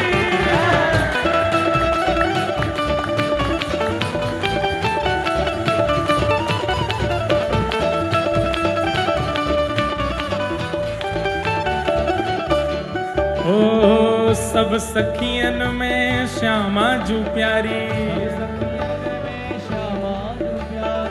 सब सखियन में श्यामा जू प्यारी, सब सखियन में श्यामा जो प्यारी। ओ मेरी श्यामा जू प्यारी, श्यामा जो प्यारी, मेरी राधा जू प्यारी, श्यामा जो प्यारी। अति भोली भारी, गोरी भारी, अति सीधी साधी।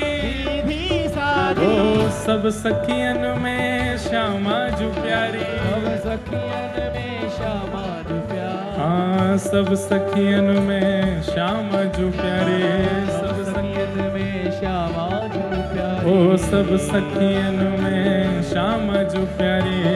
सखियन में श्यामा जो प्यारी। मोहन के मन को लुभाए गई रे, मोहन के मन को लुभाए, मोहन के मन को लुभाए गई रे, मोहन के मन को लुभाए गई रे।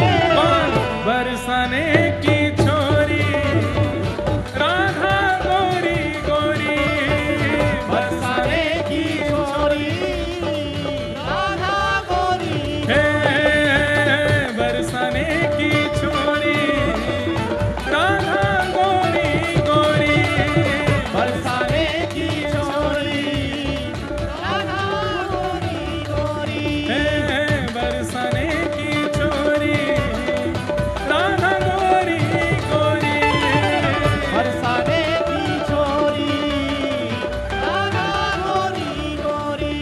ओ जो कान्हा मेरो नाम न जाने, जो कान्हा मेरो नाम न जाने, जो कान्हा मेरो नाम न जाने, जो कान्हा मेरो नाम न जाने। ओ मेरो नाम न जाने, मेरो नाम न जाने, ये तो कछु नहीं जाने, कछु नाय जाने। मेरो नाम न जाने, मेरो नाम न जाने, मेरो नाम न जाने, नाम न ओ जाने। मेरो नाम न जाने, मेरो नाम न जाने, मेरो नाम न जाने, मेरो नाम न जाने।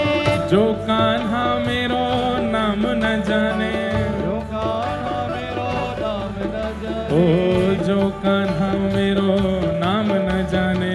जो कान्हा मेरो नाम न जाने। हे राधा रंगीली बताए गई रे, राधा रंगीली, बताए गई रे। हाँ राधा रंगीली बताए गई रे, ओ राधा रंगीली बताए गई रे। कौन बरसाने की छोरी, राधा गोरी गोरी, बरसाने की छोरी, राधा गोरी।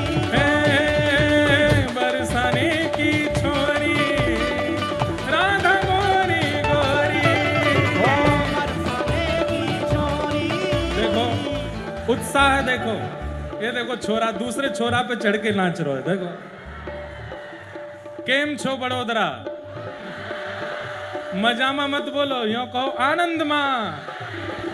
बरसाने की छोरी राधा गोरी गोरी, बरसाने की छोरी राधा गोरी, जय राधे राधे, राधे राधे, श्री राधे राधे, राधे राधे, जय राधे राधे, राधे राधे, श्री राधे राधे, राधे राधे, जय राधे राधे, राधे राधे, श्री राधे राधे, वृषभानु दुलारी बरसाने वारी, कीरत सुत प्यारी श्री कृष्ण प्यारी बरसाने वारी, जय राधे राधे, श्री राधे राधे, जय जय श्री राधे, जय जय श्री राधे,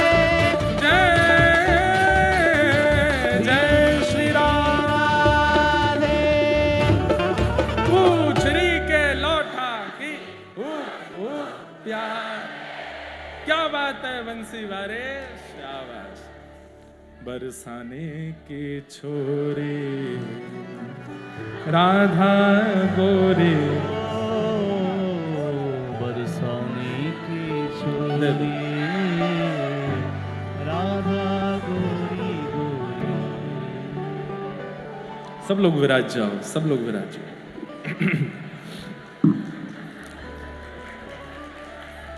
आज आनंद आवी गयो। कथा के बाद में चर्चा करेंगे, अभी विराज हो। जी जी।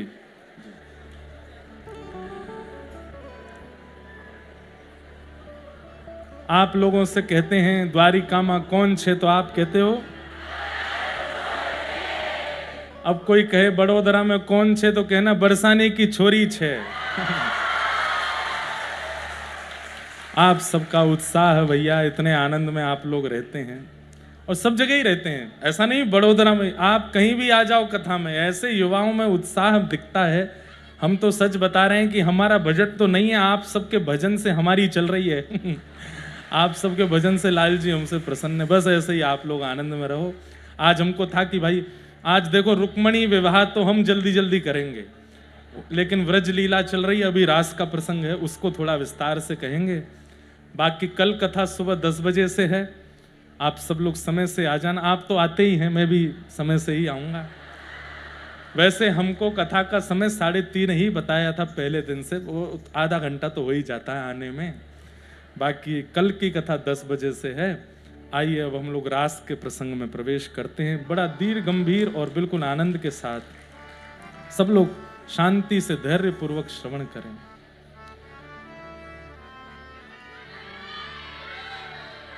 जय हो। भगवान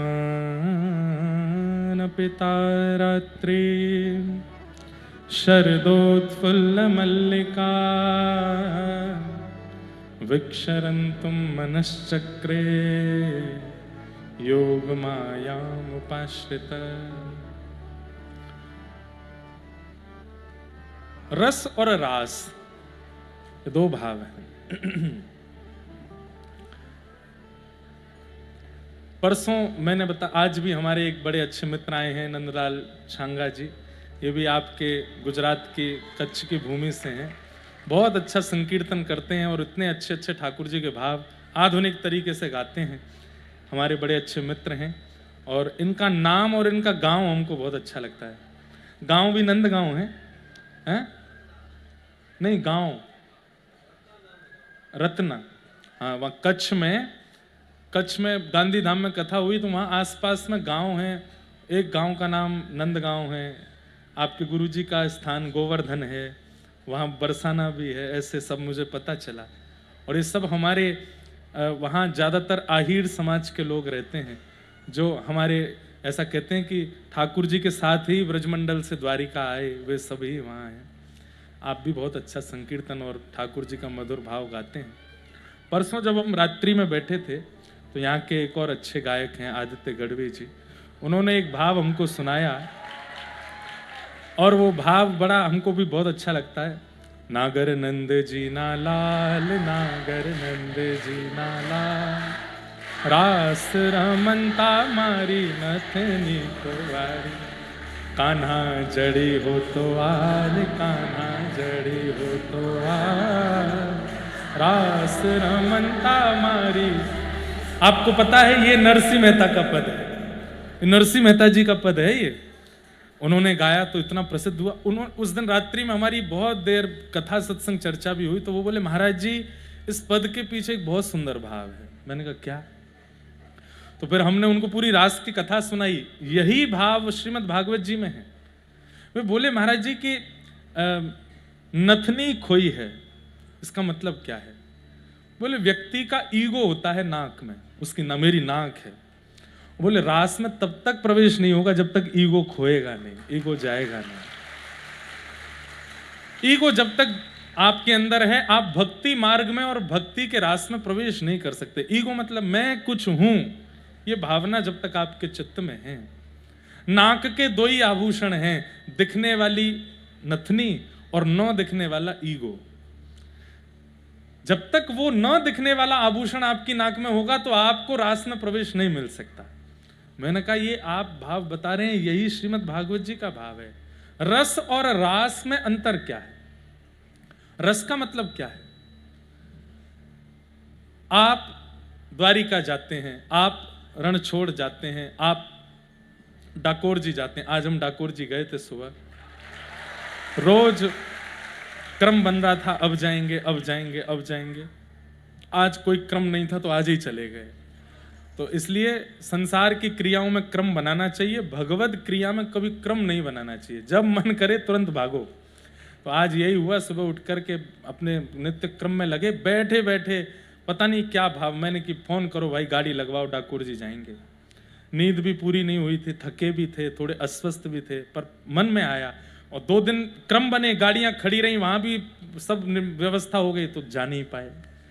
तो मानो ठाकुर जी ने संकेत किया कि मेरे पास आवे के लिए क्रम नहीं, जब मन हो आ जाओ।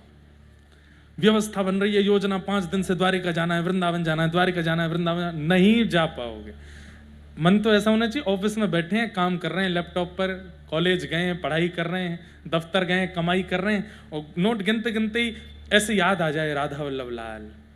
उसी समय शटर लगाया, घर पे फोन किया, बोले 2 पराठे रख दो, फ्लाइट पकड़ो, पहुंच गए दिल्ली, सीधे वृंदावन। जब योजना बना करके जाओ तो समझो आप वृंदावन गए, और जब बिना योजना के अचानक जाओ तो सोचो ठाकुर जी ने बुलाया। तो रस में और रास में अंतर क्या? आप योजना बना के ठाकुर जी के पास गए, ये रस है।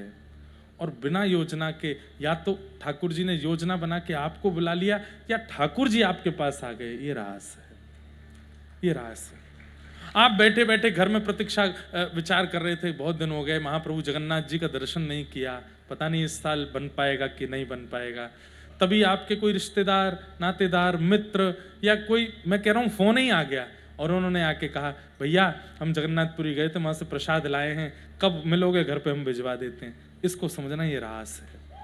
ठाकुर जी याद कर रहे हैं, ठाकुर जी बुला रहे हैं। रस और रास में यही अंतर है। सीधी बात, आपने योजना बनाई ठाकुर जी से मिलने की, वो रस है। ठाकुर जी योजना बनाए आपसे मिलने की, वो रास है। रामदास बोढ़ाना जी के साथ में रास हुआ, नरसिंह मेहता जी के साथ रास हुआ।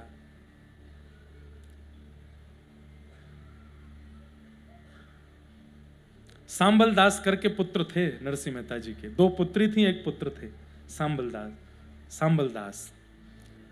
उनका विवाह निश्चित हुआ एक नगरी की बड़े सेठ जी की पुत्री से, धनवान थे।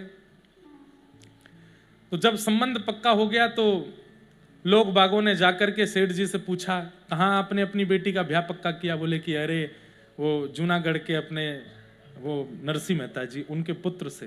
अरे वो करताल पीटा, उनको लोग बहुत सारी उपाधियां दे रखी थी जूनागढ़ में। करताल पीटा मतलब करताल पीटता रहता पूरे दिन। और आपको एक अंदर की बात बताऊं, जब महादेव की कृपा से नरसिंह मेहता जी को रास का दर्शन हुआ, ये बात मैं कथा में जब नरसिंह मेहता जी का थोड़ा चरित्र कहा था तो मैंने कहा है, हमारे पूरे ब्रह्मांड में व्रज के भक्तों के अलावा यदि रास का दर्शन पूरे ब्रह्मांड में किसी को हुआ तो वो गुजरात के नरसिंह मेहता जी को हुआ रास का दर्शन। नहीं तो रास में ठाकुर जी महादेव को भी प्रवेश नहीं करने देते हैं, उस रास में नरसिंह मेहता के महादेव जब प्रकट होकर के बोले नरसिंह मेहता कुछ मांगो, तो महादेव से नरसिंह मेहता कहते हैं जो आपको भी दुर्लभ है वो दो। तब महादेव बोले मुझे दुर्लभ तो रास है, उस रास में गोपियों ने रोक दिया था, चलो वही रास दिखाता हूं। तो जब रास में पहुंचे तो ऐसा संकीर्तन किया नरसिंह मेहता जी ने कि ठाकुर जी प्रसन्न हो गए, और ठाकुर जी ने अपने एक पांव का नूपुर नरसिंह मेहता जी के पांव में बांध दिया। तभी ऐसी प्रसिद्धि तो है कि एक पांव में नूपुर पहनते थे, पर हमारे व्रज के रसिक संत कहते हैं कि किशोरी जी ने भी अपने एक पैर का नूपुर, नरसिंह मेहता जी के दोनों पैर में नूपुर थे। तो जूनागढ़ में विशेष रूप से जो उनका अपमान होता था वो इसलिए भी होता था क्योंकि घुंघरू पहन के घूमते थे, अब छम छम छम छम छम करते डोलते थे, तो सब लोग बड़ी हंसी उड़ाते थे उनकी। आ गया करताल पीटा आ गया, कीर्तनिया आ गया, गाल बजावा आ गया, चीखने चिल्लाने वाला आ गया, देखो मानव के नर के वेश में छोरी बन के घूम रहा है, ऐसा ऐसा लोग बोलते थे उनको। नरसिंह मेहता सब स्वीकार करते। तो किसी ने जाकर के वो लड़की के पिता से कह दिया तुमने उनके बेटे से ब्याह पक्का किया, करताल पीटा, पुरुष होकर के स्त्रियों के वेश में घूमता है, उससे अपनी बेटी का ब्याह पक्का कर दिया। अरे हमने तो ऐसी स्थिति भी सुनी है कि उसके यहां पर एक समय भोजन बन जाए तो दूसरे समय भोजन की व्यवस्था नहीं होती। अपनी बेटी देने से पहले विचार कर लेना। और ये नियम भी है बंधुओं कि पिता को चाहिए अपनी पुत्री अपने से ऊंचे खानदान में भेजे। पुत्र के लिए चाहिए कि भले ही सामान्य कन्या आवे, बहुत धनवान ना हो, बहुत योग्य ना हो, बहुत सुंदर भी ना हो, बस भक्त हो तो पुत्र के लिए योग्य है। लेकिन पुत्री के विवाह में पिता को चाहिए कि ऐसा परिवार लूं जो मुझसे भी अच्छा हो, ऐसी जगह अपनी पुत्री को भेजना चाहिए। तो पिता को चिंता हो गई कि अरे मैं तो नरसिंह मेहता जी की प्रशंसा दो चार लोगों से बोले, वो सब झूठ तुमको बहका दिया है, तुम्हारी पुत्री वहां पे रोएगी अगर ब्याह हो गया तो, हम तो कह रहे हैं ब्याह करने से पहले थोड़ी जांच कर लो। तो पुत्री के पिता बोले मैं ऐसे कैसे संबंध तोड़ दूं, कोई और तरीका नहीं है? बोले हाँ एक तरीका है। बोले क्या? तुम बारात कैसी लेकर के आओ ऐसा पत्र लिख करके उनको भेजो, और उसमें इतनी सामग्री और इतनी योजनाएं बता देना कि नरसिंह मेहता घबरा जाए, अपने आप ही रिश्ता तोड़ दे। बोले प्रारंभ कहां से करें? बोले प्रारंभ यहीं से करो कि 60 वर्ष से जितने भी ऊपर के लोग बारात में आवे आपके बेटे की में, सब हाथी पे चढ़ के आवे, सबके लिए एक एक हाथी होना चाहिए, इतने घोड़े होने चाहिए, इतने ऊंट होने चाहिए, इतनी बग्गियां होनी चाहिए, इतने ढोल ताशे नगाड़े बजाने वाले होने चाहिए। हमारे नगर में आप बारात लेकर के आएंगे तो हमारा मान करने के लिए कम से कम बारातियों के गले में 9-9 लाख के हार होने चाहिए, 9-9 लाख के, ऐसी मणियां होनी चाहिए, ऐसे रत्न होने चाहिए। और दुल्हा अभी तो मतलब ये चली रही है, 2-4 पन्ने तो बारातियों के में ही लिख दिए कि ऐसा ऐसा हो, तो दुल्हा की बारी आई, 4 पन्ने में दुल्हा की ऐसी जूती होनी चाहिए, ऐसा पाग हो, ऐसी घोड़ी हो कि महाराज उसको देख करके, घोड़ी देख करके मूर्छित होने लग जाए, दुल्हा की तो दूर की बात है। सब पत्र लिख दिया। बोले अब तो नरसिंह मेहता, अरे बड़े बड़े सेठ साहूकार के पास भी पत्र पहुंच जाए तो वो रिश्ता तोड़ देंगे कि भाई हम नहीं कर सकते, नरसिंह मेहता तो तोड़ ही देगा, और इसमें आपकी भलाई होगी कि आपने नहीं तोड़ा, उन्होंने तोड़ा। हाँ भेज दो। पत्र पूरा लगा करके जय श्री कृष्ण ऊपर लिख करके भेज दिया। नरसिंह मेहता बैठे थे, इतने में वो पत्र वाहक पहुंचे। अरे नरसिंह जी आपके नाम से पत्र आया है। बोले अच्छा लाओ भैया दो। जैसे ही पत्र दे करके गए, नरसिंह मेहता भजन कर रहे थे, भजन करने के बाद पत्र देखा, उस पर जय श्री कृष्ण लिखा था। अरे भैया आपने कहा ये तो मेरे नाम का पत्र है, मेरे नाम का पत्र होता तो नरसिंह मेहता, जय श्री कृष्ण ठाकुर जी का पत्र, मैं तो इसको खोलूंगा भी नहीं, दूसरे का पत्र देखना नहीं चाहिए। ठाकुर जी के किसी भक्त ने भेजा होगा, भैया दूसरे का पत्र पढ़ना गलत बात है, मैं नहीं खोलूंगा। भीतर गए, ठाकुर जी के सामने धर दिया, आपके किसी प्रेमी ने आपके लिए पत्र भेजा है, जय जय, पढ़ लेना, विचार कर लेना। नरसिंह मेहता गए, ठाकुर जी बोले पढ़ ले, एक बार देख तो ले, कम से कम घोड़ी तो हुस्त पुस्त ले आई हो। लेकिन ठाकुर जी मन में विचार, बोले नरसिंह मेहता का कितना समर्पण है मेरे प्रति, केवल मेरा नाम जय श्री कृष्णा तो संबोधन है, जैसी कृष्णा तो एक प्रणाम है, वो देख करके वो कहता है कि मेरे नाम का पत्र है तो मैं देखूं। अब जब मेरे को देखने को कहा है तो जिम्मेवारी मेरी है। यहां बहुत दिनों तक जब नरसिंह मेहता की कोई खबर नहीं आई तो लड़की वालों ने समझा भाई रिश्ता पक्का ही होगा, तभी कुछ नहीं आया है, तैयारी करो। एक आध बार बीच में मिल भी गए तो बोले आपने सब देख दा? हाँ सब ठीक है, हम तो लेके आएंगे अपने बेटे की बारात। ठीक है तो पढ़ ही लिया होगा। नरसिंह मेहता जी तो एक घोड़ी लेकर के आए, बेचारी उसकी भी उम्र पूरी हो गई थी, वो चलते चलते कभी लड़खड़ा जाती थी, ऐसी तो घोड़ी आई। बारात में 12 तो सूरदास थे जिनके नेत्र ही नहीं है, बेचारे लाठी पकड़ के एक दूसरे कंधा पे हाथ धर के, ये तो बाराती है। ढोल ताशे नगाड़े बजाने वालों में से एक ही कोई मंजीरा बजाने वाला हरि नाम कीर्तन चल रहा है, हरे कृष्ण कृष्ण हरे हरे, यही बैंड बाजा था। ठाकुर जी ने दाऊ दादा से कही, दाऊ दादा नरसी की बारात देखो। बारात कम लग रही है, ऐसा लग रहा है सब्जी मंडी से सब्जी लाई जा रही है क्या, घर के 4-5 सदस्य लेके आ रहे हैं। लेकिन यानी मेरे भरोसे छोड़ दिया तो व्यवस्था मैं ही करूंगा। इतने में ही एक सेठ जी आए, सेठ जी नहीं थे, ठाकुर जी नहीं भेजे, अक्रूर जी जाइए, सेठ जी बनकर। सेठ जी आए, आकर के नरसिंह मेहता जी पहचाना? बोले नहीं भैया। अरे आप वहां कीर्तन करने आए थे, मैं कीर्तन में सबसे आगे बैठा था, मुझे पता चला आपके बेटे का ब्याह है, मैं सेवा करूं थोड़ी, बारात में मेरे भी परिवार के लोग, मेरे भी जन आना चाहते हैं, वो भी चाहते हैं कि आपके साथ आपके बेटे की बारात। अरे चलो भैया कोई दिक्कत नहीं, आ जाओ, थोड़े ढोल ताशे नगाड़े वाले ले आऊं? बोले ले आओ। अब वो तो महाराज लेकर के आए कम से कम 12,000 लोग, ऐसी ऐसी मणियां, ऐसे ऐसे रत्न पहन करके, ऐसे ऐसे सुंदर सुंदर आभूषण पहन पहन करके लोग। नरसिंह मेहता देखें, बोले ये परिवार है आपका? बोले भैया हमारे जो समधी जी उनको कहीं से पता तो करवा दो कि भोजन की व्यवस्था रखी हो उन्होंने। बोले वहां सब व्यवस्था, हमें चलने दो। इतने में ही एक और सेठ जी आए कहीं दूसरे, अरे नरसिंह जी मैं आपका कीर्तन सुना था वहां पे, बड़ी कृपा, पता चली आपके बेटे का ब्याह है। बोले मेरे पास में कम से कम 100 घोड़ी और ये पशुशाला है, बहुत सुंदर एक घोड़ी है, आपकी आज्ञा हो तो उस पर इनको बैठा दें। बोले हाँ बैठा। मेरे यहाँ हाथी भी हैं, घोड़े भी हैं, आपकी कृपा हो जाए। ये बेचारे सूरदास बिना नेत्रों के लाठी, उस पर बैठा देते हैं इनको। बोले हाँ बैठा दो। हाथी आ गए, घोड़े आ गए, उस पर सूरदास बैठे हैं। महाराज पूरी बारात सजती जा रही है। कोई आया, बोले अरे नरसिंह जी हमने वहां कीर्तन आपका सुना था। बोले हमारा जो है कपड़े का व्यापार है, बहुत बढ़िया अचकन सिलते हैं हम, हमको पता चला आपके बेटे का, हम अचकन बना के लाए हैं, पहना दें? बोले पहना दो। घोड़ी से उतार के अचकन पहना दी सिर पर। महाराज वो सामान्य नहीं थे, वैकुंठ से बनकर के आई है नरसिंह मेहता के पुत्र की अचकन। सोने की जड़ी लगी है महाराज, मणियां चमक रही हैं, ऐसा सुंदर स्वरूप लग रहा है, मोर पुच्छ लहरा रहा है, लग रहा है द्वारिकाधीश ही बैठे हैं क्या घोड़ी के ऊपर। नरसिंह मेहता बोले वाह भैया अपने आप ही बनती जा, हमने तो निमंत्रण ही 4 बनवाए थे, अपने आप ही सब हो रहा है। ये फैला कौन रहा है कि हमारे बेटे का ब्याह है? सब बढ़िया है, ठाकुर जी सबकी कृपा कर रहे हैं। यहां नगर में तैयारी चल रही थी ब्याह की, तो लड़की वालों ने कहा भैया बारात देख तो लें कैसी है। किसी से कहा देख करके आओ, कितनी दूर आ गई। दौड़ करके वो व्यक्ति, अरे सेठ जी कमाल हो गया, कमाल हो गया, क्या कहूं महाराज, ऐसी बारात ऐसी बारात। बोले कैसी? अरे पर्वत पर चलिए, ऊपर से देखनी पड़ेगी, किलोमीटरों लंबी है, दूरबीन लगानी पड़ेगी तब जाकर के तो बारात दिखेगी, इतनी लंबी चौड़ी और ऐसी बारात। और सुनिएगा, बोले क्या? हाथी देखिएगा, घोड़े देखिएगा, दुल्हा को भी देखिएगा, पर एक बार बारात में सबसे आगे 2 नवयुवक चल रहे हैं, उनको जरूर देखिएगा।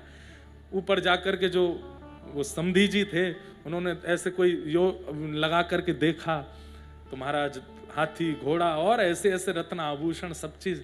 लेकिन जैसे ही बारात में सबसे आगे देखा, श्याम वर्ण गौर वर्ण के 2 युवक कृष्ण बलराम नृत्य करते हुए बारात लेकर के चल रहे हैं। नरसिंह मेहता जी के पुत्र की बारात जा रही है, ठाकुर जी नृत्य कर रहे हैं उसमें, और नरसिंह जी को कुछ नहीं पता है। ऐसे नरसिंह जी, ये रास है, इसे रास कहते हैं। आपने कुछ नहीं किया, ठाकुर जी पूरी योजना बना दे रहे हैं आपकी। तो मेरे साथ रस हुआ है, आपके साथ रस हुआ है, पर जितने भक्तों के हम चरित्र सुनते हैं इन सबके साथ रास हुआ है। हम भक्ति के पथ पर इसलिए चल रहे हैं कि हे नाथ मुक्ति नहीं चाहिए, भुक्ति नहीं चाहिए, बस एक बार हमारे संग भी कुछ रास करो, कोई अनुभव ऐसा करा हो।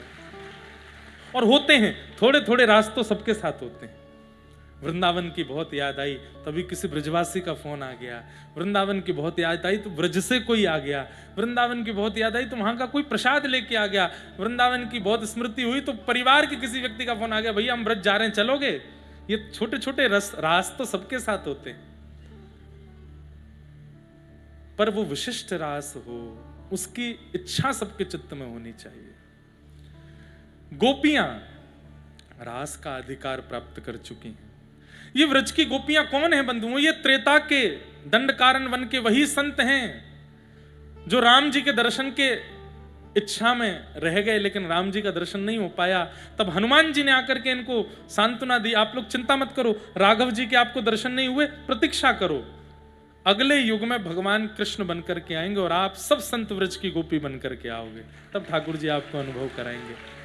लोग व्रज की गोपियों पर उंगली उठाते हैं। व्रज की गोपियां ठाकुर जी के साथ नाची, व्रज की गोपियों ने ठाकुर जी के साथ ये किया। अरे तुमको पता क्या है कि कितना तप किया है उन्होंने इस अनुभव को प्राप्त करने के लिए। एक युग की प्रतीक्षा है उन गोपियों की। श्रुति रूपा, स्मृति रूपा ये सारी गोपियां हैं जिनके चित्त में प्रेम, प्रेम कैसा सुनिएगा अभी, ऐसा प्रेम हम आप सबके जीवन में आ ही नहीं सकता, ऐसा प्रेम है इन गोपियों का। इन गोपियों को ठाकुर जी ने आज्ञा दी थी कि मैं शरद पूर्णिमा की रात्रि पर तुम सबको स्वीकार करूंगा। आज जैसे ही पूर्णिमा का चंद्रमा उदयमान हुआ, आकाश में पूर्णिमा जैसे ही पहुंचा, सब गोपियों का चित्त व्याकुल होने लगा कि आज तो वही पूर्णिमा है जिस पूर्णिमा में श्याम सुंदर हमको मिलने वाले हैं। युगों की प्रतीक्षा आज पूरी होने वाली है। इतने में ही कदम्ब वृक्ष के नीचे ठाकुर जी बैठे हैं और सुंदर वेणु को अपने अधर पर धारण करके जैसे ही कोमल छिद्रों को कोमल उंगलियों से आच्छादित किया, प्राण पिरोए वंशी में, आहा, निशम्य गीतम तदनंगवर्धनम व्रज स्त्रिया कृष्ण ग्रहीत मानसा आजग्मुरन्योन्यम लक्षितोद्यमा सयत्र कांतो जवलोलकुंडला। ठाकुर जी ने ऐसी वेणु बजाई। अब बहुत ध्यान से सुनने वाली बात है ये। ठाकुर जी वंशी बजा रहे हैं, लेकिन सबको वो स्वर सुनाई दे रहा है कि कन्हैया वंशी बजा रहा है, लेकिन जितनी भी वह गोपियां हैं जो कृष्ण प्रेम में उन्मुक्त हैं, उनको स्वर सुनाई नहीं दे रहा, उनको शब्द सुनाई दे रहा है। उनके कानों में मानो जाकर के वो वेणु ध्वनि शब्द का रूप ले लेती है और कहती है, अरे गोपी मैं तेरी प्रतीक्षा कर रहा हूं, जल्दी आ, या वृक्ष के नीचे या वन में तेरी प्रतीक्षा कर रहा हूं, जल्दी दौड़ करके मेरे पास आ। सब गोपियां नहीं भाग रही हैं ठाकुर जी के पास, जिनके कानों में जाकर के वो स्वर शब्द के रूप में जाकर के कह रहा है, जल्दी आ मैं तेरी प्रतीक्षा कर रहा हूं, वही गोपियां भाग रही हैं। अब इसको आचार्य चरण कैसे बताते हैं कि कथा क्या है? कथा जो वक्ता करते हैं वो एक वेणु रव है। ठाकुर जी वंशी बजा रहे हैं। कई लोगों को लगता है कि केवल 4 घंटा का पास आउट है, व्यास जी बैठ करके 2-4 बातें बोलेंगे, बोल करके अच्छी बातें बोलते हैं, मन को अच्छी लगती है, हम चले जाएंगे, ये भी चले जाएंगे। पर यहां बैठे कई लोग वो एक शब्द सुनते ही नेत्रों से अश्रुपात होने लगता है, मन विचलित होने लगता है, भावुक होने लगता है, रात की नींदें उड़ जाती हैं। क्यों? क्योंकि वो गोपी है। उसके लिए वो शब्द नहीं है, उसके लिए वो ठाकुर जी की वाणी है। उसको लगता है कि ठाकुर जी मुझे बोल रहे हैं, ठाकुर जी ये मुझे आज्ञा कर रहे हैं, ये मुझसे कही जा रही है बात, मुझे ये करना ही है जो यहां बोल दिया गया है। ये विश्वास उनके चित्त में प्रकट हो जाता है। सबके हजारों लोग कथा सुनते हैं, बुरा नहीं मानिएगा, पिछले 6 दिनों में लाखों लोग कथा सुनकर के बड़ोदरा में गए, पर परिवर्तन 2 के अंदर ही आएगा, ये मैं प्रमाण से कह सकता हूं। 2 से ज्यादा नहीं आएगी संख्या, 2 से ऊपर संख्या नहीं पहुंचेगी। कल कथा पूरी होने दीजिए, वापस लग जाएंगे सब अपने कार्यों में, वापस लग जाएंगे सब अपने उल्टे सीधे खान पान में, वापस लग जाएंगे सब अपनी विषय वार्ताओं में। बहुत कम ऐसा होगा कि परिवर्तन हो, 2-4 ही होंगे जो इस 7 दिन में इतने परिवर्तित हो जाएंगे कि बस अब तो ठाकुर जी के संग रास ही होना है। वो 4 ही हैं जिनको ये कथा कृष्ण वाणी के रूप में लग रही है। बाकियों को लग रहा है कि इंद्रेश जी बैठे हैं, वे बैठ करके बोल रहे हैं, या कोई भी वक्ता बैठे हैं बैठ के बोल रहे हैं। नहीं, एक बात बोल दूं, जब आप रास के अधिकारी हो गए होंगे तो आपको कथा पंडाल पंडाल नहीं लगेगा, आपको रास का ये प्रांगण लगेगा। आपको यहां बहने वाली जो ब्यार है वो ब्यार ना लग के यमुना जी के जल के छींटे लगेंगे। आपको दिखने वाले वैष्णव जन सामान्य ना लग के ब्रजवासी दिखेंगे। और मंच पर बैठकर कथा सुनाने वाला वक्ता कोई वक्ता ना लग करके व्रज की कोई प्रधान गोपी लगेगा जो हमें श्री ठाकुर जी के समीप ले जा रहा है। अरे गिरिराज जी के प्रति यदि पर्वत की और पत्थर की भ्रांति है तो आप अभी भक्त नहीं बने। यमुना जी के प्रति जल की भ्रांति है तो आप अभी भक्त नहीं बने। व्रज रज के प्रति यदि आपकी मिट्टी की भ्रांति है तो आप अभी भक्त नहीं हुए। और ब्रजवासियों के प्रति मानव की भ्रांति है तो आप अभी भक्त नहीं हुए। ठाकुर जी के स्वरूप के प्रति यदि मूर्ति की भ्रांति है तो अभी आप भक्त नहीं। ये सब परिवर्तित हो जाएगा। हम लोग देखते हैं हमारे गिरिराज जी में ठाकुर जी जहां हाथ रखे वहां हाथ का चिन्ह, मन में विचार करता हूं कि इतना निष्ठुर है, ये कैसे हाथ बन गए? क्योंकि ठाकुर जी की गिरिराज जी के प्रति पत्थर की भावना नहीं है, ठाकुर जी की गिरिराज जी के प्रति किशोरी जी के हृदय की भावना है। इसलिए जहां ठाकुर जी हाथ रखते थे वहीं चिन्ह प्रकट हो जाता, जहां चरण रखते थे वहां चिन्ह प्रकट हो जाता था। मन की भ्रांति मतलब ब्रह्म।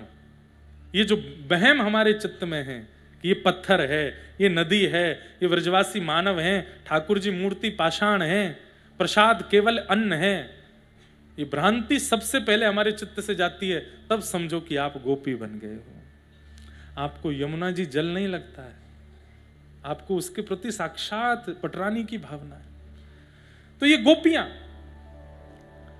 सबको लग रहा है कि कृष्ण वंशी बजा रहे हैं, पर कुछ गोपियों के चित्त को लगता है कि नहीं, कृष्ण हमें बुला रहे हैं। और वो गोपियां दौड़ पड़ती हैं वृंदावन की ओर। असंख्य गोपियां इकट्ठी हो गई। अर्धरात्रि का समय, ठाकुर जी के सामने पहुंच गई गोपियां। और कैसे पहुंची यहां पर वर्णन किया गया। कोई गोपी गैया का दूध दोह रही थी, कोई सीरा बना रही थी, कोई पति को भोजन करा रही थी, कोई आंखों में काजल लगा रही थी, कोई मांग में सिंदूर भर रही थी, कोई बच्चे को खिला रही थी। और ये सब क्रिया करते करते सब गोपियां दौड़ पड़ी हैं, उन कार्यों को बीच में छोड़ करके आतुर।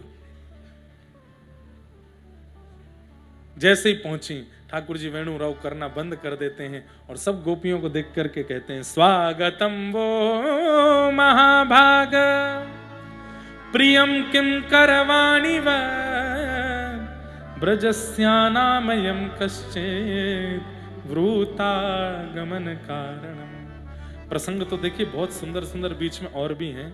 यहां पर बीच में परीक्षित जी को संशय हो गया। सुखदेव जी कथा सुना रहे हैं, परीक्षित जी बोले, भगवान मैं थोड़ा बात को बीच में रोक रहा हूं, क्षमा कीजिएगा। बोले क्या बात है? ये गोपियां ठाकुर जी के प्रति कांत भाव रखती हैं, ठाकुर जी के प्रति पति का भाव रखती हैं। पति का भाव यदि रखती हैं तो बहुत सारे पहलुओं में दोष आ जाता है। तो कैसे? पहली बात, ये सब शादीशुदा हैं और ठाकुर जी के प्रति अगर ये पति की भावना रखती हैं तो यहां तो पातिव्रत धर्म नष्ट हो रहा है। और दूसरी भावना, इन गोपियों की भावना में कहीं ना कहीं ठाकुर जी के प्रति काम भाव का दर्शन हो रहा है। ये ठाकुर जी के प्रति काम भावना रखती हैं, मुझे लगता है कि ये तो दोष है। तो कहते हैं सुखदेव जी इतने नाराज हुए, उक्तम पुरस्तादत्ते चेद्यः सिद्धिं यथागतः द्विषन्नपि ऋषिकेश किमुतादोक्षज प्रिया। बहुत ध्यान से सुनने वाली बात है, सबके मतलब की बात नहीं, पर कुछ लोगों की भ्रांति दूर होगी इस बात से। सुखदेव जी बोले, अच्छा मतलब गोपियां कांत मान करके जा रही हैं, ठाकुर जी के प्रति मान लो कि काम भाव से जा रही हैं, तो तुम्हारे मन में दोष आ रहा है। और वहां रावण 100 गालियां ठाकुर जी को देता है, शत्रु मानता है, तब किसी ने प्रश्न नहीं उठाया। यहां पर शिशुपाल जो बिना 100 गाली दिए पानी नहीं पीता था, उस पर किसी को संशय नहीं है, उस पर किसी को चिंता व्यक्त नहीं होती। जब ये राक्षस ठाकुर जी के प्रति शत्रु भाव रख करके उनको प्राप्त कर सकते हैं, तो गोपियां कांत भाव रख के प्राप्त क्यों नहीं कर सकते? ये उन लोगों के लिए उत्तर है जो कई बार अपने घर के सदस्यों को, मित्रों को टोकते हैं कि तुम ठाकुर जी से प्रेम क्यों करते हो भाई? वो भगवान है, उनके प्रति भगवान भावना रखो। तुम भक्त हो, वो भगवान है। तुम कभी उनसे प्रेम कर रहे हो, तुम अपने आप को उनकी प्रियतमा मान रहे हो, तुम अपने आप को उनका प्रियतम मान रहे हो, तुम अपने आप को उनका भाई सखा बंधु मान रहे हो। अरे ये सारा पाखंड है, ये सारा अज्ञान है। इस तरीके का प्रवचन करने वाले लोग यहां पर सुखदेव जी डांट करके कह रहे हैं। और एक शब्द कहा है, व्यास जी मंच पर बैठे हैं, समझेंगे इस बात को। शुकाचार्य जी कह रहे हैं गोपियां कांत मान करके जा रही हैं, नहीं कि मुतादोक्षज प्रिया, अदोक्षज भगवान भी इनको अपनी कांता मानते हैं, इनको अपनी प्रियसी मानते हैं। ठाकुर जी के प्रति प्रेम होना ही प्रेम शब्द को सौभाग्यवंत बनाता है। संसार के प्रति प्यार होता है, आसक्ति होती है, प्रेम नहीं होता। प्रेम कहते किसको हैं, गोपियां परिभाषा देंगी, अभी समझिएगा उस बात को। ठाकुर जी ने कहा आप सब क्यों चली आई इतनी अर्धरात्रि को, अपने पतियों को छोड़ करके आई हो। ठाकुर जी परीक्षा ले रहे हैं। ओहो आप सब शादीशुदा हो, आप सब पति युक्त हो। अरे कईयों के तो बच्चे भी हैं, कईयों के तो नाती भी हैं। भगवान के रास में कौन सी गोपियां आई हैं। कई लोगों का भ्रम यहां भी टूटेगा। आबाल वृद्ध वनिता, 6 वर्ष से लेकर के 150 वर्ष तक की गोपियां हैं। मतलब 6 वर्ष की वो गोपी भी है जिसको स्त्री पुरुष का भेद नहीं पता, और 150 वर्ष की वो गोपी भी है जिसको 4 गोपियां उठा के चल रही है, दांतें नहीं है मुख में। और 150 वर्ष की गोपी से लेकर 6 वर्ष तक की गोपी, सबके चित्त में कृष्ण के प्रति एक ही भाव है। ये कैसे हो सकता है? ये सांसारी मोह नहीं है, ये सांसारी आकर्षण नहीं हो सकता। अरे कोई दादी अम्मा के समय की बूढ़ी माता जी, अब कोई, और ठाकुर जी की उम्र कितनी है? 6.5 वर्ष के हैं लाला। कितने वर्ष के? नहीं, 7.5 वर्ष के। गिरिराज उत्सव के 1 वर्ष बाद का ये क्रम है। 7.5-8 वर्ष के बीच के हैं ठाकुर जी। 7.5-8 वर्ष के बालक के प्रति कांत भाव आ सकता है? अगर कोई बालक यहाँ 6.5-7 वर्ष का हो, उसको मंच पे लाके खड़ा करो, इतनी भीड़ देख के रोने और लगेगा वो। उसके प्रति कांत भाव, उसके प्रति पति का भाव, उसके प्रति प्रेमी का भाव, इलॉजिकल बात है। बहुत लॉजिकल चलाता है आज का समाज। ये बिल्कुल लॉजिकल हो ही नहीं सकता। तो जब लॉजिकल नहीं है, इसीलिए तो वो प्रेम है। यहां आप सिद्ध नहीं कर पाओगे, आज की बुद्धि से इसको बैठा ही नहीं पाओगे। गणित आपकी फेल हो जाएगी। यहां पर ये रास हो कैसे गया? पर हो गया क्योंकि वो प्रेम है। वहां पर सामान्य शरीर का भाव नहीं है, वहां सामान्य इंसानों का प्रेम नहीं है। इंसानों में उम्र देखी जाती है, इंसानों में शरीर देखा जाता है, इंसानों में सुंदरता देखी जाती है। यहां पर ये सब नहीं देखा गया। एक गोपी तो एक आंख में काजल लगा के आई है बस, और ठाकुर जी उसको भी, अरे प्रिय तू तो बड़ी प्यारी लग रही है। आप सब हंस रहे हो, लेकिन वहां वो वास्तविक मान रही है। एक गोपी अपनी चोटी गूंथ रही थी, तो एक तरफ की चोटी गूंथ पाई थी, दूसरी तरफ की चोटी खुली रह गई। इतने में ही वंशी की धुनाई तो ऐसी दौड़ी है। ठाकुर जी कह रही, आज तेरे केश कितने सुंदर लग रहे हैं। यहां रूप सौंदर्य नहीं देखा जा रहा है किसी का भी। एक गोपी एक आंख में काजल लगा रही थी, तो वंशी की धुन आने लगी, तो मन में विचार करने लगी, ठाकुर जी बुला रहे हैं, दौड़ी। आधे रास्ते में दूसरी गोपी ने कही, अरे एक आंख में काजल लगा के आइए, ऐसा लग रहा है एक आंख से काणी है क्या। काणी समझते हैं, जिनकी एक आंख थोड़ी छोटी हो। दूसरी में लगा किया। अब वो दूसरे में जब काजल लगा रही है तो उसको सहन नहीं हो रहा। ठाकुर जी प्रतीक्षा कर रहे हैं, सब गोपी मुझसे पहले पहुंच जाएंगी, कैसे लगाऊं। तो बार बार हाथ हिले, कभी ऊपर जावे कभी नीचे। जब पूरे आंख पे काजल फैल गया, दर्पण में देखा तो एक आंख में तो बढ़िया काजल, एक में फैला हुआ काजल लगा है। मन में विचार करने, अब इसको सही करने में समय लगेगा, तो पूरा काजल हाथ में लिया, पूरे मुंह पे ही लगा लिया, आंख दिखेगी बस। जब वो गोपी दौड़ी करके आई, कोई गोपी बोली, अरे तू कहा करके आई है, पूरे मुंह पे काजल पोती आई।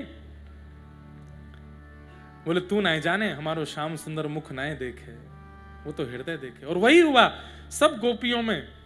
जब ठाकुर जी ने दृष्टि घुमा करके देखा, आहा, आज के या रास यूथ की सबसे सुंदर गोपी तो एक मुंह को दिख रही है। बोले, कौन सी? जो मेरे जैसे वर्ण की खड़ी है, पूरे मुंह पे काजल लगा के। सबसे सुंदर तो यही है। यहां रूप की प्रधानता नहीं है, यहां पर स्वरूप की प्रधानता नहीं है, श्रृंगार की प्रधानता नहीं है, वस्त्रों की प्रधानता नहीं है, आयु की प्रधानता नहीं है। यहां पर भाव की प्रधानता है।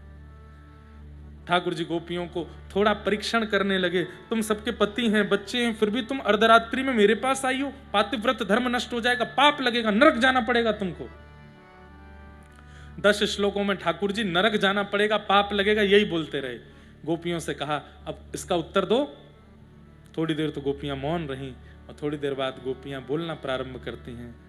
मयिवं विभोरहति भवान गदितुं नृशंसम् संत्यज्य सर्व विषयांस्तव पादमूलम् भक्ता भजस्स दुर्वाग्रहमात्यजास्मान् देवो यथादि पुरुषो भजते मुमुक्षून्। मेरे हृदय की कुछ कथाएं पेंडिंग रह गई हैं, मतलब मेरा मन है कि मुझे ऐसी इस विषय पर कथा कहनी है। उसमें एक विषय है प्रणय गीत, जो अब गोपियां कर रही हैं। ये गुप्त गीत है भागवत जी का, जैसे गोपी गीत प्रकट गीत है, प्रणय गीत गुप्त गीत है। यहां पर गोपियों का प्रेम सुनिए आप। गोपियां क्या कहती हैं? हे श्याम सुंदर, आपको क्या लगता है कि हम आपसे मिलने आई हैं, आपका स्पर्श करने आई हैं, आपको देखने आई हैं, आपसे कुछ मांगने आई हैं या आपको कुछ देने आई हैं? नहीं। अरे हम तो भात की भांति हैं। भात समझते हैं? चावल।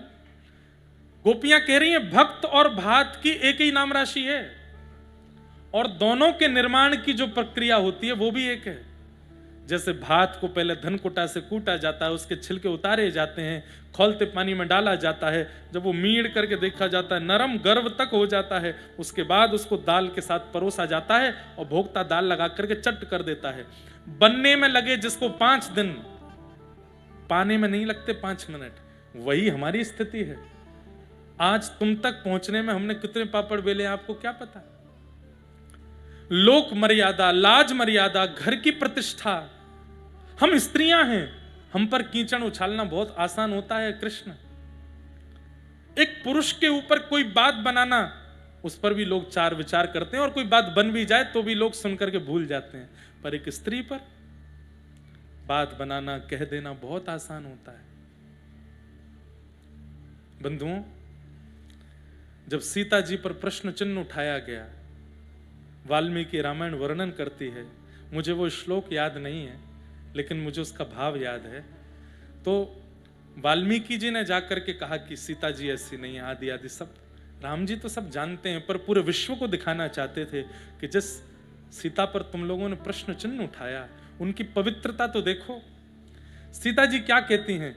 यदि राम जी के अलावा कोई अन्य पुरुष का चिंतन यदि स्वप्न में भी मेरे चित्त में हुआ हो, ना हुआ हो, ध्यान से सुनिएगा, राम जी के अलावा अन्य पुरुष का चिंतन स्वप्न में भी यदि मेरे चित्त में ना हुआ हो, केवल राम जी ही मेरे मन में, चित्त में, स्वप्न में रहे हों, तो इसका प्रमाण धरती फट करके मुझे स्वीकार कर ले। और तुरंत पृथ्वी खुल गई और श्री सीता जी उसमें विलीन हो गए। अयोध्या के लोग रोते रह गए सीता जी के प्रति। राम जी बोले अब कुछ नहीं। एक स्त्री का अपमान करना बहुत आसान लगता है लोगों को। आज तक कितने लोग उसकी भरपाई नहीं कर पाए, जो सीता जी का अपमान हुआ, अपराध हुआ।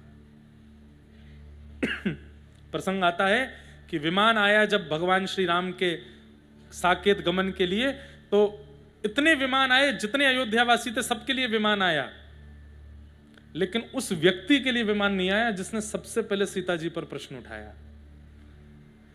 माने तो सब लोग उसकी बात में हामी सबने भरी थी, लेकिन फिर भी जिस उस बात को प्रकट करने वाले के लिए विमान नहीं आया।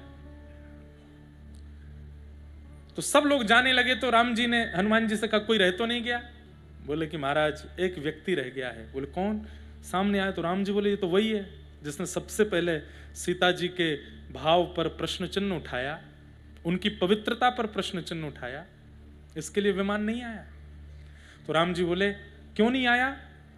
तो विमान भी बोलते थे। तो विमानों ने कहा जो हमारी आचार्य की अवहेलना करता है, जो हमारी किशोरी जी की अवहेलना करता है, आपकी अवहेलना करने वाला रावण था, उसको भी वैकुंठ मिल जाएगा, लेकिन आचार्य की अवहेलना करने वाले के लिए वैकुंठ के द्वार सदा के लिए बंद रहते हैं, इसके लिए विमान नहीं आएगा। तो राम जी को उस पर दया आ गई, तो राम जी ने धीरे से कहा, सुनो तुम हमारे सिंहासन के नीचे छुप के बैठ जाओ, हम अपने विमान में ले चलते हैं। ले गए, एक एक करके सारे विमान साकेत धाम में प्रवेश कर रहे थे। राम जी का सबसे बड़ा विमान जैसे ही प्रवेश करने लगा तो साकेत धाम के द्वार बंद हो गए। राम जी बोले, ये क्या हुआ? 33 कोटि देवता खड़े हैं सामने, पुष्प वर्षा हो रही है, सब सोच रहे हैं ये मार्ग बंद क्यों हुआ।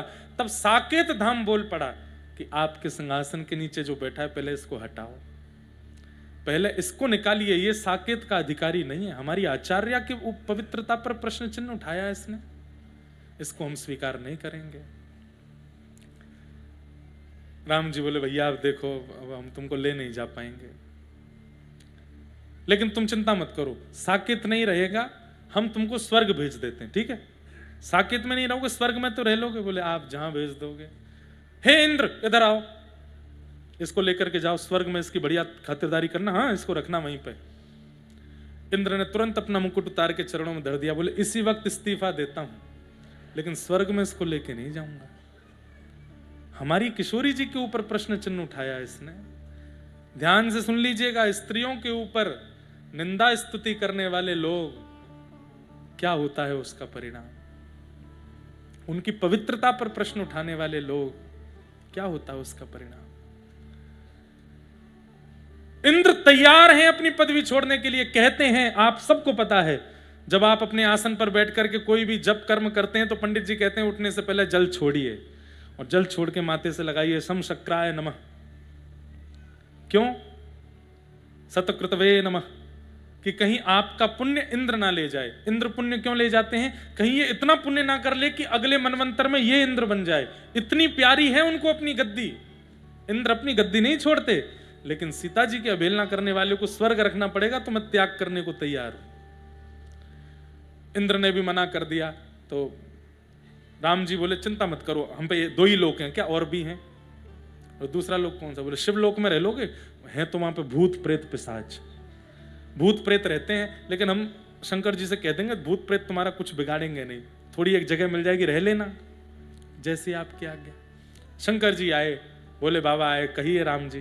बोले, इसको आप शिवलोक में ले जाओ। शंकर जी बोले, मेरी तीसरे नेत्र अभी फड़फड़ा रहा है और त्रिशूल बस तैयार बैठा है, आप इसको हवाले तो करो, मेरे जला के भस्म कर दूंगा इसको। राम जी के पीछे जाके छुप गया। बोले, भगवान मुझे बचाओ।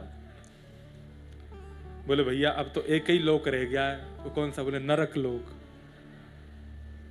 तुम चिंता मत करो, तुमको खोलते कढ़ाई में नहीं डाला जाएगा, तुमको पकोड़ा नहीं बनाया जाएगा नरक में। नरक के 28 प्रकार के नरकों का वर्णन है ना, बड़ा खतरनाक।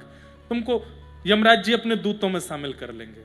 भैंसा पे बैठ के यमराज जी आए, बोले, इसको ले जाओ यमलोक ले जाओ।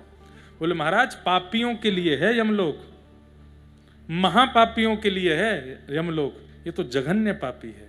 इसने सीता जी के पवित्रता पर प्रश्न उठाया, इसके लिए तो नरक में भी हमारे यहाँ जगह नहीं है, नहीं लेके जाएंगे। सोचिए। तब राम जी बोले, मैं परमात्मा हूं, मैंने ही यमलोक बनाया, मैंने ही स्वर्ग बनाया, मैंने ही साकेत बनाया, मैंने ही शिवलोक बनाया, मैंने पूरा ब्रह्म। मेरी बात नहीं मानोगे? नहीं मानेंगे। तब बोले, फिर ये इसको भेजें कहां? पृथ्वी ने पहले ही द्वार बंद कर दी, बढ़िया हुआ, ही चला गया, बाहर बना हुआ था, पृथ्वी पर वैसे ही नहीं जा सकता, जाएगा कहां? ब्रह्मांड में थोड़ी लहरता रहेगा। तब सबने मिलकर के कहा, बोले, एक ही उपाय है इसको स्वीकार करने का। बोले, क्या? यदि जनक नंदिनी जानकी दुलारी श्री जानकी जी अगर इसको क्षमा कर देंगे तो हम इसको स्वीकार करेंगे।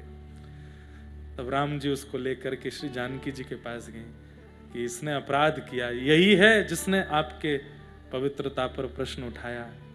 जानकी जी तुरंत अपने आसन से उठ गई, तुरंत उसके सिर पर हाथ फेरा, अरे ये तो मेरा बालक है, कोई बात नहीं, मैंने इसको क्षमा किया।